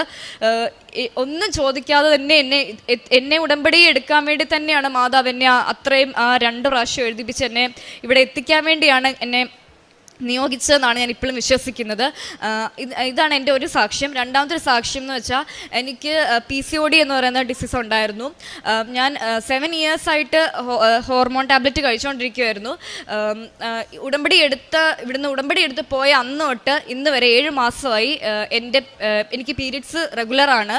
എനിക്ക് ഒരു ഹോർമോൺ ടാബ്ലറ്റ്സും കഴിക്കേണ്ട വന്നിട്ടില്ല. ഞാൻ എന്നും പ്രത്യക്ഷീകരണ പ്രാർത്ഥന രാവിലെ ചെല്ലുമ്പോഴും വൈകിട്ട് സന്ധ്യാപ്രാർത്ഥന ചൊല്ലുമ്പോഴും ഞാൻ ഉടമ്പടി തൈലം ഉപയോഗിച്ചാണ് പ്രാർത്ഥിക്കുന്നത്. വയറിൽ പുരട്ടി പ്രാർത്ഥിക്കും, വിശ്വാസ പ്രമാണം ചൊല്ലി. അതിനുശേഷം എൻ്റെ ഇത് ഇറഗുലർ ആയിട്ടില്ല, ഇതുവരെ നോർമലായിട്ടാണ് വന്നിട്ടുള്ളത്. ഇത്രയും വലിയ അനുഗ്രഹം തന്ന അമ്മ മാതാവിനും ഈശോയ്ക്കും ഞാൻ 1000 നന്ദി പറയുന്നു. ഇതല്ലാതെ ഒരുപാട് ഞാൻ അതിന് ഉടമ്പടിക്ക് ശേഷം ഞാൻ ഓൾറെഡി ഒരു ഇച്ചിരി തടസ്സമുള്ള ആളാണ്. എല്ലാ കാര്യങ്ങളും എനിക്ക് ആദ്യത്തേതിൽ ശരിയാവുന്ന ഒരാളല്ല, എല്ലാം ഒരു രണ്ടാമത്തേതിൽ അങ്ങനത്തെ ഒരാളാണ് ഞാൻ ശരിയാവുന്ന എല്ലാ കാര്യങ്ങളും. ഉടമ്പടി എടുത്തതിന് ശേഷം എൻ്റെ എല്ലാ കാര്യങ്ങളും ഞാൻ എന്ത് പ്രാർത്ഥിക്കുന്നു എനിക്ക് ആ സ്പോട്ടിൽ തന്നെയാണ് എനിക്കത് സാധിച്ചു കിട്ടുന്നത്. അപ്പം ഇത്രയും വലിയ അനുഗ്രഹങ്ങൾ തന്ന ഈശോയ്ക്കും അമ്മ മാതാവിനും 1000 നന്ദി പറയുന്നു. പ്രേക്ഷിത പ്രവർത്തനങ്ങളായി ചെയ്തത് ഞാൻ ആദ്യം പറഞ്ഞ പോലെ എനിക്ക് പത്രം കൊടുക്കാൻ ഭയങ്കര മടിയായിരുന്നു. എങ്ങനെ ഇത് കൊടുക്കും, എല്ലാവരും ഇതെങ്ങനെ അക്സെപ്റ്റ് ചെയ്യും എന്നുള്ളൊരു പേടിയായിരുന്നു. പക്ഷേ ഞാൻ ഉടമ്പടി എടുത്ത് ഇവിടുന്ന് പോയ അന്ന് തൊട്ട് 3 ദിവസത്തിനുള്ളിൽ ഞാൻ ആ പത്രം മൊത്തവും കൊടുത്തു തീർത്തു. അത് ഞാൻ ഞങ്ങളുടെ സ്ഥലത്ത് ഇറങ്ങി നടന്ന് ഓരോരുത്തരുടെ എടുത്ത് കൊടുക്കുകയായിരുന്നു ചെയ്തത്. എൻ്റെ കയ്യിൽ നിന്ന് വാങ്ങിച്ചവരാരും അങ്ങനെ വേണ്ടാന്ന് പറഞ്ഞില്ല, എല്ലാവരും തന്നെ വാങ്ങിച്ചു. എൻ്റെ അടുത്ത് ആദ്യമായിട്ട് സംസാരിക്കുന്നവർ, എനിക്ക് അറിയാവുന്നവർ ഒക്കെ ഉള്ളിടത്ത് എല്ലാം എനിക്ക് കിട്ടിയ ഈ അനുഗ്രഹങ്ങളെക്കുറിച്ച് ഞാൻ എപ്പോഴും പറയും. പിന്നെ കൃപാസനത്തിലെ ഡെയിലി ബ്രെഡ്, ധ്യാനങ്ങൾ എല്ലാം ഞാൻ ഒരു മുടക്കവും കൂടാതെ കൂടും. എനിക്ക് അതൊക്കെ ഒരു മടിയുള്ള ആളായിരുന്നു. ഈ ധ്യാനമൊക്കെ 2.5 മണിക്കൂർ കണ്ടിന്യൂസ് ഇരുന്ന് കൂടുക എന്നൊക്കെ പറഞ്ഞാൽ എങ്ങനെ പറ്റും എന്നുള്ളൊരിതൊക്കെ ആയിരുന്നു. അതൊക്കെ എനിക്ക് ചൊവ്വാഴ്ച ആകുമ്പോൾ ഞാൻ ആ സമയത്ത് തന്നെ എന്തൊക്കെ തിരക്കുണ്ടെന്ന് പറഞ്ഞാലും ഞാനത് അപ്പം തന്നെ ഫോണിൽ കാണും. പിന്നെ കാരുണ്യ പ്രവൃത്തികളായിട്ട് ചെയ്തിട്ടുള്ളത്, ഞാൻ പണ്ടൊക്കെ എന്ന് വെച്ചാൽ ഞാനിപ്പം എനിക്ക് സ്വന്തമായിട്ട് ജോലിയൊന്നും ഇല്ല. അപ്പം വീട്ടിലുള്ള പൈസയാണ് എൻ്റെ കയ്യിലുള്ളത്. അപ്പം ആരെങ്കിലും എൻ്റെ അടുത്തൊന്ന് പൈസ ചോദിച്ചാലൊന്നും ഞാൻ അങ്ങനെ കൊടുക്കത്തില്ലായിരുന്നു. കാരണം എനിക്ക് ജോലിയൊക്കെ സ്വന്തമായിട്ട് ആയി കഴിഞ്ഞിട്ട് ഞാൻ കൊടുക്കാം, അങ്ങനെ ഒരാളായിരുന്നു. പക്ഷേ ഉടമ്പടി എടുത്തതിന് ശേഷം എനിക്ക് അങ്ങനെയൊന്നുമില്ല. ആരെൻ്റെ അടുത്ത് വന്ന് ഒരു കൈ നീട്ടിയാലും ഞാൻ ആരെയും എൻ്റെ കയ്യിൽ ഒന്നുമില്ലെന്ന് പറഞ്ഞ് ഞാൻ വിടത്തില്ല. എവിടുന്നെങ്കിലും ഞാൻ വാങ്ങിച്ചാണെങ്കിലും എൻ്റെ കയ്യിൽ ഒന്നുമില്ലെങ്കിൽ പോലും ഞാൻ എവിടുന്നെങ്കിലും ഒപ്പിച്ചും വാങ്ങിച്ചും എടുത്ത് ഞാൻ അവരെ സഹായിക്കും. അതിലൊന്നും എനിക്കിപ്പോൾ ഒരു മടിയില്ല. ഞാൻ അങ്ങോട്ട് ചെന്ന് ഇപ്പം എൻ്റെ അടുത്ത് വരാതെ ഒരാൾ ദൂരെ നിൽക്കുകയാണെങ്കിലും ഞാൻ അവരുടെ അടുത്ത് ചെന്ന് അവരെ സഹായിക്കും. പിന്നെ പാവപ്പെട്ടവർക്ക് ഭക്ഷണം കൊടുക്കാൻ പൈസ കൊടുക്കുന്നുണ്ട്. ആത്മീയമായി എനിക്കുണ്ടായെന്ന് വെച്ചാൽ ഞാൻ ഭയങ്കര വെപ്രാളക്കാരിയായിരുന്നു. എല്ലാം എനിക്ക് ആദ്യം വേണം അങ്ങനെ ഒരു വെപ്രാളമുള്ള ഒരാളായിരുന്നു. പിന്നെ ദേഷ്യക്കാരിയായിരുന്നു. ഇതിലെല്ലാം ഒരു കൺട്രോൾ വന്നിട്ടുണ്ട്. ഒരുപാട് വ്യത്യാസങ്ങൾ എനിക്ക് ഉടമ്പടിക്ക് ശേഷം ഉണ്ടായി. അപ്പം തുടർന്നും ഞാനിപ്പം അടുത്ത ഞായറാഴ്ച പോവാണ്. അപ്പം ഇത് ഞാൻ കണ്ടിന്യൂ ചെയ്യാൻ വേണ്ടി തന്നെയാണ് ആഗ്രഹിക്കുന്നത്. ഇത്രയും വലിയൊരു അനുഗ്രഹം തന്ന മാതാവിനെ ഇനി ഞാൻ കൈവിട്ട് കഴിഞ്ഞാൽ എനിക്ക് ഇതിനി ഉണ്ടാകുന്ന ഇതിലും വലിയൊരു നഷ്ടം ഉണ്ടാകത്തില്ല. ഇത് മാതാവ് എന്നെ അനുഗ്രഹിച്ചതാണ്. അപ്പോൾ ഒരിക്കലും ഞാൻ മാതാവിനെ ഉപേക്ഷിക്കില്ല. എനിക്ക് എല്ലാവരോടും പറയാനുള്ളത്, കൃപാസന മാതാവിനെ മുറുകെ പിടിച്ച മാതാവ് ഒരിക്കലും കൈവിടത്തില്ല. അത് ഞാൻ ഉറപ്പായി പറയുന്നു.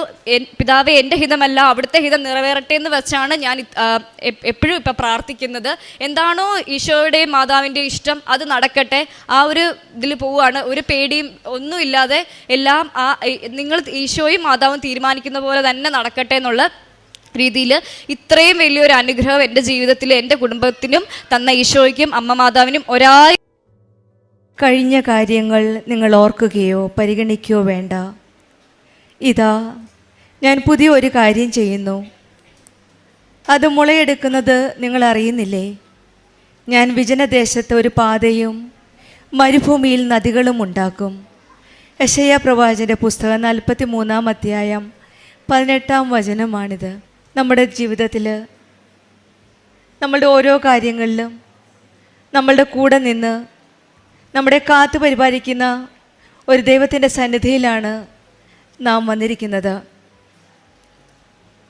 കഴിഞ്ഞ കാര്യങ്ങളെപ്പറ്റി നമുക്ക് ഓർക്കേണ്ട ആവശ്യമില്ല. ഒരു പുതിയ കാര്യം ചെയ്യുന്ന, ഒരു പുതിയ ഉടമ്പടി ചെയ്യുന്ന, ഒരു പുതിയ വാഗ്ദാനം ചെയ്യുന്ന ഒരു ദൈവത്തിൻ്റെയും നമ്മളെ സംരക്ഷിക്കുന്ന ഒരു അമ്മയുടെയും അരികിലേക്കാണ് നമ്മൾ ഓരോരുത്തരും കടന്നു വന്നിരിക്കുന്നത്. വിജനദേശത്തൊരു പാതയും മരുഭൂമിയിൽ നദികളും ഉണ്ടാക്കാവുന്ന ഒരു ദൈവസന്നിധിയിലേക്കാണ് നമ്മൾ കടന്നു വന്നിരിക്കുന്നത്. ഐശ്വര്യ ജേക്കബ് എന്ന മകളുടെ ഉടമ്പടി സാക്ഷ്യത്തിൽ നമ്മൾ അതാണ് കാണുന്നത്. ഒരു പുതിയ വഴിയും ഒരു പുതിയ ജീവിതവുമാണ് ഉടമ്പടി ജീവിതത്തിൽ ഈ മകൾക്ക് ലഭിച്ചത്. ഉടമ്പടിയിലേക്ക് വരുവാനായിട്ട് ഈ മകള് കുറച്ച് സമയം വേണ്ടി വന്നിരുന്നു. പല പ്രാവശ്യവും OET എക്സാം എഴുതി, ഓരോ പ്രാവശ്യവും ഓരോ മാർക്കിന് വേണ്ടി അത് കംപ്ലീറ്റ് ചെയ്യാൻ പറ്റിയില്ല. അത് OET എക്സാം വളരെ ബുദ്ധിമുട്ടുമായി. ഇനി മുന്നോട്ട് പോകാൻ കഴിയില്ല. തനിക്കുള്ള മെറിറ്റിൽ വിശ്വസിച്ച് ഓരോ പ്രാവശ്യവും മുന്നോട്ട് പോയി. പിന്നീട് മനസ്സിലായി എനിക്ക് അതിനുള്ള മെറിറ്റില്ല. ഉടമ്പടിയിൽ വന്ന് മോളുടെ കാര്യം നിയോഗമായി സമർപ്പിച്ച് പ്രാർത്ഥിച്ചു.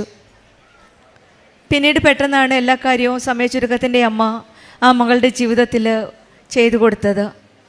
OET എക്സാമും വിസയും ടിക്കറ്റും എല്ലാം പെട്ടെന്ന് തന്നെ ഈ മകൾ ഉടമ്പടി എടുത്തതിന് ശേഷം സമയച്ചുരുക്കത്തിൻ്റെ അമ്മ, ടൈം ഷോർട്ടനിൻ്റെ അമ്മയാണ്.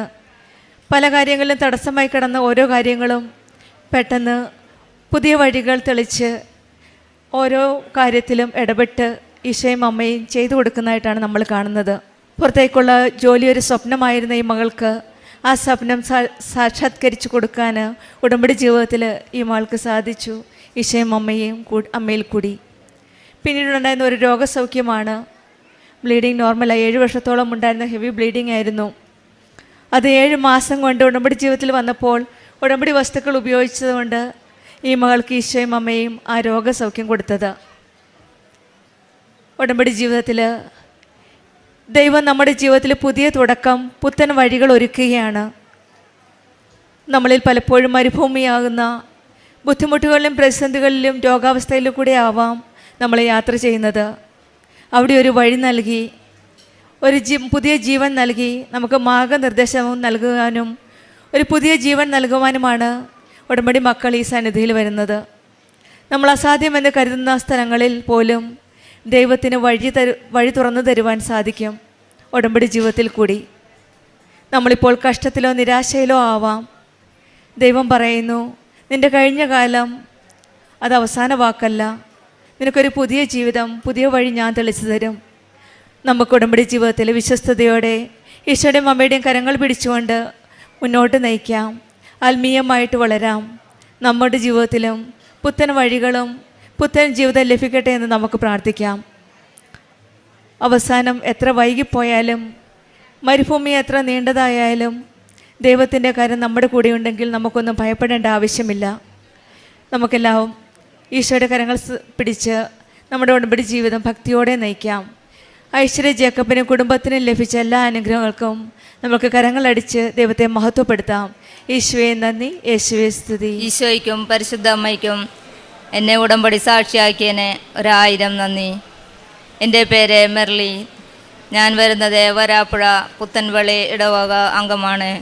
ഞാനിവിടെ ഉടമ്പടി ആദ്യമായി എടുത്തത് 9/2/21 ഞാൻ ആദ്യമായിട്ട് ഇവിടെ വന്നത് 2017 എൻ്റെ ഒരു കൂട്ടുകാരത്തിയുടെ ഒപ്പമാണ് ഞാൻ വന്നത്. ഇത് ചേച്ചിയുടെ മകളാണ്. ഈ മകൾക്ക് വിവാഹം കഴിഞ്ഞ് 5 വർഷമായിട്ടും കുഞ്ഞുങ്ങളൊന്നും ഉണ്ടായിരുന്നില്ല. ഡോക്ടറെ കാണിച്ചിരുന്നെങ്കിലും മരുന്നുകളൊന്നും കഴിച്ചില്ല. എന്നാൽ പോലും കുട്ടികളുണ്ടായിരുന്നില്ല. ഞാൻ ഉടമ്പടിയിൽ ആ മകൾക്ക് വേണ്ടി നിയോഗം വെച്ച് പ്രാർത്ഥിച്ചു. അതിൻ്റെ ഫലമായി ഉപ്പും തേനും കാശ് രൂപവും കൊടുത്ത് അവളോടും പ്രാർത്ഥിക്കാൻ ഞാൻ പറഞ്ഞിരുന്നു. രാവിലത്തെ പ്രാർത്ഥനയിൽ എൻ്റെ വയറ്റത്തെ ഉടമ്പടി തൈലം പുരട്ടി ആ മകൾക്ക് വേണ്ടി ഞാൻ പ്രാർത്ഥിച്ചു. ഈ ജൂലൈ മാസം 12-ാം തീയതി രാവിലെ, ശനിയാഴ്ചയായിരുന്നു മാതാവ് തന്നത്. രാവിലെ അവൾക്ക് വയറുവേദന വരികയും ഹോസ്പിറ്റലിൽ കൊണ്ടുപോവുകയും ചെയ്തു. അവിടെ ചെന്നപ്പോൾ കുട്ടിക്ക് അനക്കക്കുറവുണ്ടെന്ന് പറഞ്ഞു. ഞാൻ 2 തിരിയും കത്തിച്ച് മാതാവിനോട് പ്രാർത്ഥിച്ചു. അതിൻ്റെ ഫലമായി കുറച്ച് കഴിഞ്ഞപ്പോൾ തന്നെ സർജറി നടന്ന്, സർജറിയിലൂടെ അമ്മ ഒരു പൂർണ്ണ ആരോഗ്യമുള്ള ഒരു മകളെ തന്ന് ഞങ്ങളെ അനുഗ്രഹിച്ചു. പ്രേക്ഷിത പ്രവർത്തനമായിട്ട് ഞാനിവിടെ എല്ലാ മാസവും മുടങ്ങാതെ ഇവിടെ വരികയും പത്രം വാങ്ങിച്ച് എല്ലായിടത്തും നടന്ന് കൊടുക്കുകയും ചെയ്തു. വീടുകളിലും വഴികളിലും എല്ലാവർക്കും കൊടുക്കും. എല്ലാവരോടും എനിക്ക് കിട്ടിയ ഓരോ അനുഗ്രഹങ്ങൾ ഞാൻ പറയുകയും ചെയ്യാറുണ്ട്. ഇപ്പോൾ എല്ലാവരും എന്നോട് ചോദിക്കും, ഉപ്പ തേന കൊടുക്കുമെന്ന്. അപ്പോൾ ഞാൻ അവർക്കെല്ലാം അത് വാങ്ങിക്കൊടുക്കുകയും ചെയ്യാറുണ്ട്. അവർക്കെല്ലാവർക്കും വേണ്ടി ഞാൻ പ്രാർത്ഥിക്കുന്നു. കാരുണ്യ പ്രവൃത്തിയായിട്ട് ഞാൻ ഓർഫനേജിൽ പോവുകയും രോഗികൾക്ക് എന്ത് സഹായം വേണമെങ്കിലും എന്നെ കൊണ്ടാവുന്ന വിധം ആഴ്ചകളിലെ മാസത്തിലായാലും ഞാൻ എന്ത് കൊടുക്കാറുണ്ട്. രോഗികളെ സന്ദർശിക്കുകയും ചെയ്യും. ആർക്കെല്ലാം വേണ്ടി ഞാൻ പ്രാർത്ഥിച്ച് ഇരിക്കുന്നുവോ അവർക്കെല്ലാവരും നല്ല അനുഗ്രഹങ്ങൾ കിട്ടുകയും അവർ എന്നോട് വിളിച്ചു പറയുകയും ചെയ്യും ഇന്ന കാര്യങ്ങൾ നടന്നു എന്ന്. ഒരുപാട് അനുഗ്രഹങ്ങൾ മാതാവ് നൽകി ഞങ്ങളെ അനുഗ്രഹിക്കുന്നുണ്ട്. ഞങ്ങളുടെ ഭവനത്തിലാണെങ്കിലും ഞങ്ങളെല്ലാ ദിവസവും എല്ലാവരും കൂടി പള്ളിയിൽ പോവുകയും പ്രാർത്ഥനയിലും എൻ്റെ ഉടമ്പടിയിൽ എൻ്റെ മക്കളും ഉറച്ചു നിന്ന് പ്രാർത്ഥിക്കുന്നുണ്ട്. എൻ്റെ പേര് ഗീതു എന്നാണ്. ഞാൻ പ്രഗ്നൻ്റ് ആയതിനു ശേഷം ആൻറ്റിയുടെ പ്രാർത്ഥന കൊണ്ടായതാണ്. അതെനിക്ക് കുറച്ച് വിശ്വാസവും ഉണ്ട്. ഞാൻ എൻ്റെ ആൻറ്റി തൈലം പുരട്ടി പ്രാർത്ഥിക്കുന്നത് മാത്രം എന്നോട് പറഞ്ഞിരുന്നില്ല. ഞാൻ അവിടെ ചെല്ലുമ്പോഴൊക്കെ തേനും ഉപ്പും ഒക്കെ എനിക്ക് തരാറുണ്ടായിരുന്നു. ഞാൻ അതിന് ശേഷം വീട്ടിൽ വന്നതിന് ശേഷവും പ്രാർത്ഥിക്കാറുണ്ടായിരുന്നു കുട്ടി ഉണ്ടാവാൻ വേണ്ടിയിട്ട്. പിന്നെ ആൻറ്റി പ്രാർത്ഥിക്കുന്നത് മാത്രം എനിക്കറിയില്ലായിരുന്നു. രാവിലെ പ്രാർത്ഥിക്കുന്നത് മാത്രം, തൈലം പുരട്ടി പ്രാർത്ഥിക്കുന്നത് മാത്രം എനിക്കറിയില്ലായിരുന്നു. അതിന് ശേഷം നവംബർ 30 ഞാൻ പ്രഗ്നൻ്റ് ആണെന്ന് ആൻറ്റിയെ വിളിച്ച് പറഞ്ഞത്. അതൊരു ശനിയാഴ്ചയായിരുന്നു.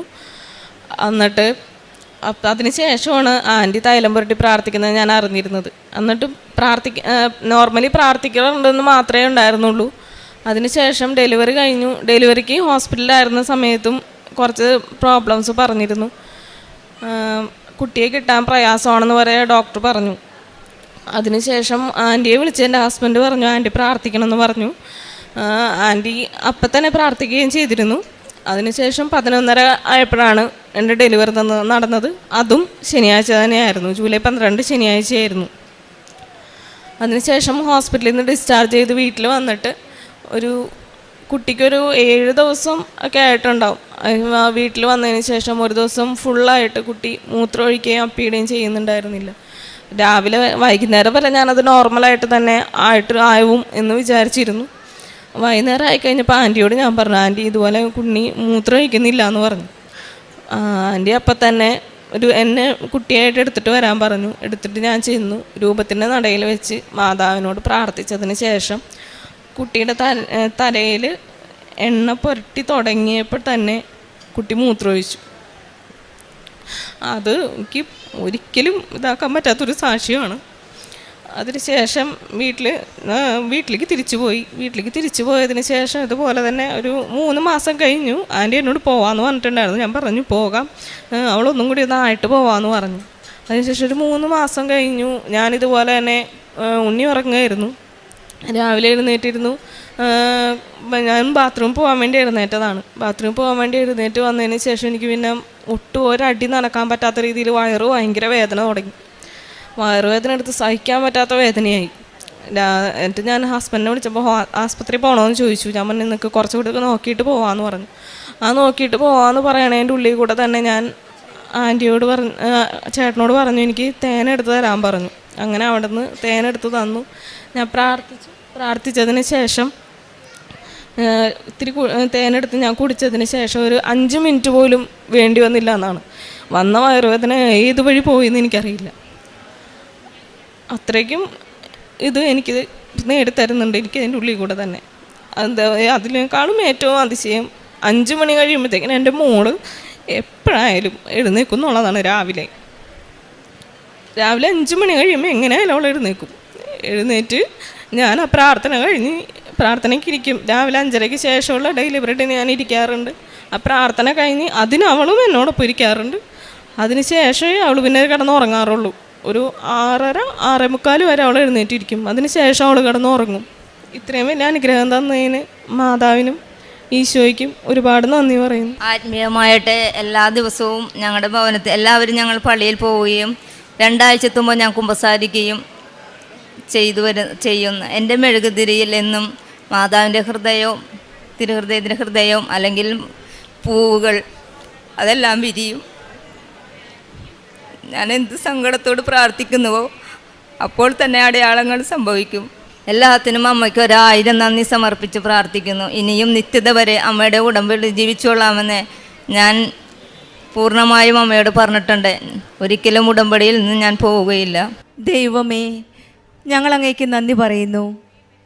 ഞങ്ങൾ അങ്ങേക്ക് കൃതജ്ഞത അർപ്പിക്കുന്നു. ഞങ്ങൾ അങ്ങയുടെ നാമം വിളിച്ചപേക്ഷിക്കുകയും അങ്ങയുടെ അത്ഭുത പ്രവൃത്തികളെ പ്രകീർത്തിക്കുകയും ചെയ്യുന്നു. സങ്കീർത്തനം 75 1-ാം വചനം. നന്ദി പറയുന്നു, കൃതജ്ഞത അർപ്പിക്കുന്നു എന്ന് പറയുന്നത് ദൈവത്തോടുള്ള നമ്മുടെ ആഴത്തിലുള്ള നന്ദിയും ഹൃദയപൂർവമായ ആരാധനയുമാണ്. ദൈവം ചെയ്തു തരുന്ന, ദൈവം ചെയ്ത വലിയ കാര്യങ്ങൾ മറക്കാതെ അവയെ മറ്റുള്ളവരെ അറിയിക്കുകയും സാക്ഷ്യമായി പറയുകയും ചെയ്യുന്നതാണ് യഥാർത്ഥ സാക്ഷ്യം. പരിശുദ്ധ അമ്മ ജീവനോടെ പ്രത്യക്ഷപ്പെട്ട ഈ ആലയത്തിൽ വന്ന് പ്രാർത്ഥിച്ച ഈ മകൾക്കും കുടുംബത്തിനും, മെർലിൻ തോമസ് എന്ന മകളും കുടുംബവും നമ്മളോട് ഷെയർ ചെയ്ത ഈശോയും അമ്മയും കണിഞ്ഞു കൊടുത്ത ഒരു വലിയൊരു അനുഗ്രഹത്തിൻ്റെ സാക്ഷ്യമാണ് നമ്മളോട് പറഞ്ഞത്. ആ സാക്ഷ്യത്തിന്, ആ ചെയ്തു തന്ന അനുഗ്രഹത്തിന് നന്ദി പറയാനായിട്ടാണ് ഈ കുഞ്ഞു വാവയുമായിട്ട് പരിശുദ്ധ അമ്മയുടെ സന്നിധിയിൽ ഇന്ന് ഇവരിവിടെ വന്നിരിക്കുന്നത്. സാക്ഷ്യം വെറും വാക്കുകളിലല്ല, ദൈവത്തിൻ്റെ പ്രവൃത്തികൾ ഓർത്ത് നന്ദി പറയുന്നതാണ് സത്യമായ പ്രാർത്ഥനയും ആരാധനയും. ദൈവം നമ്മോട് കൂടെയുണ്ട്. നമ്മുടെ കൂടെ നമ്മുടെ കാര്യങ്ങളെല്ലാം നോക്കിയും കണ്ടും ശ്രദ്ധിച്ചും ചെയ്യുന്ന ഒരു ദൈവമാണ് നമുക്കുള്ളത്. അതിൻ്റെ കൂടെ നമ്മളെ സംരക്ഷിക്കുന്ന ഒരമ്മയും. പരിശുദ്ധ അമ്മയുടെ ഈ ആലയത്തിൽ വന്ന് പ്രാർത്ഥിക്കുന്ന ഒരു മക്കളെയും അമ്മ കേൾക്കാതിരുന്നിട്ടില്ല, ഈശോയുടെ അടുത്തേക്ക് കൊണ്ടുപോകാതിരുന്നിട്ടില്ല. ഈ മകൾക്ക് 5 വർഷമായി കുട്ടികളില്ലായിരുന്നു. പല ഡോക്ടേഴ്സിനെയും കണ്ടു, പക്ഷെങ്കിൽ എന്താ കാരണമെന്ന് മനസ്സിലാക്കാൻ സാധിച്ചില്ല. പിന്നീടാണ് ഈ മകൾ മെർലിൻ അമ്മയുടെ ചേച്ചി വന്ന് പ്രാർത്ഥിച്ച് നിയോഗം സമർപ്പിച്ചത്. ഉടമ്പടി വസ്തുക്കളാണ് ഈ ചേച്ചി മകൾക്ക് ഉപയോഗിക്കാനായിട്ട് കൊടുത്തത്. തേനും ഉപ്പുമൊക്കെ കഴിക്കുമായിരുന്നു. ആദ്യം അറിയില്ലായിരുന്നു ഉടമ്പടിയെപ്പറ്റി. പിന്നീടാണ് ഈ മകൾ അറിഞ്ഞത് ഈശോയും അമ്മയെപ്പറ്റിയും, കൂടുതൽ ആഴത്തിലറിഞ്ഞത് കൃപാസന അമ്മയെപ്പറ്റിയും സമയച്ചുരുക്കത്തിൻ്റെ അമ്മയെപ്പറ്റിയുമാണ് ഈ മകൾ കൂടുതൽ അറിയാൻ വീണ്ടും താല്പര്യമായിരുന്നു. അങ്ങനെയാണ് 5 വർഷത്തിൻ്റെ ഗ്യാപ്പുള്ള ഇവരുടെ ജീവിതത്തിൽ വെറും ഒരു 2 മാസം കൊണ്ടാണ് പരിശുദ്ധ അമ്മ ഇവർക്ക് ഈ മകളെ നൽകി അനുഗ്രഹിച്ചത്. സമയച്ചുരുക്കത്തിൻ്റെ അമ്മയോടാണ് നമ്മൾ ഓരോ പ്രാവശ്യം വന്ന് പ്രാർത്ഥിക്കുന്നത്.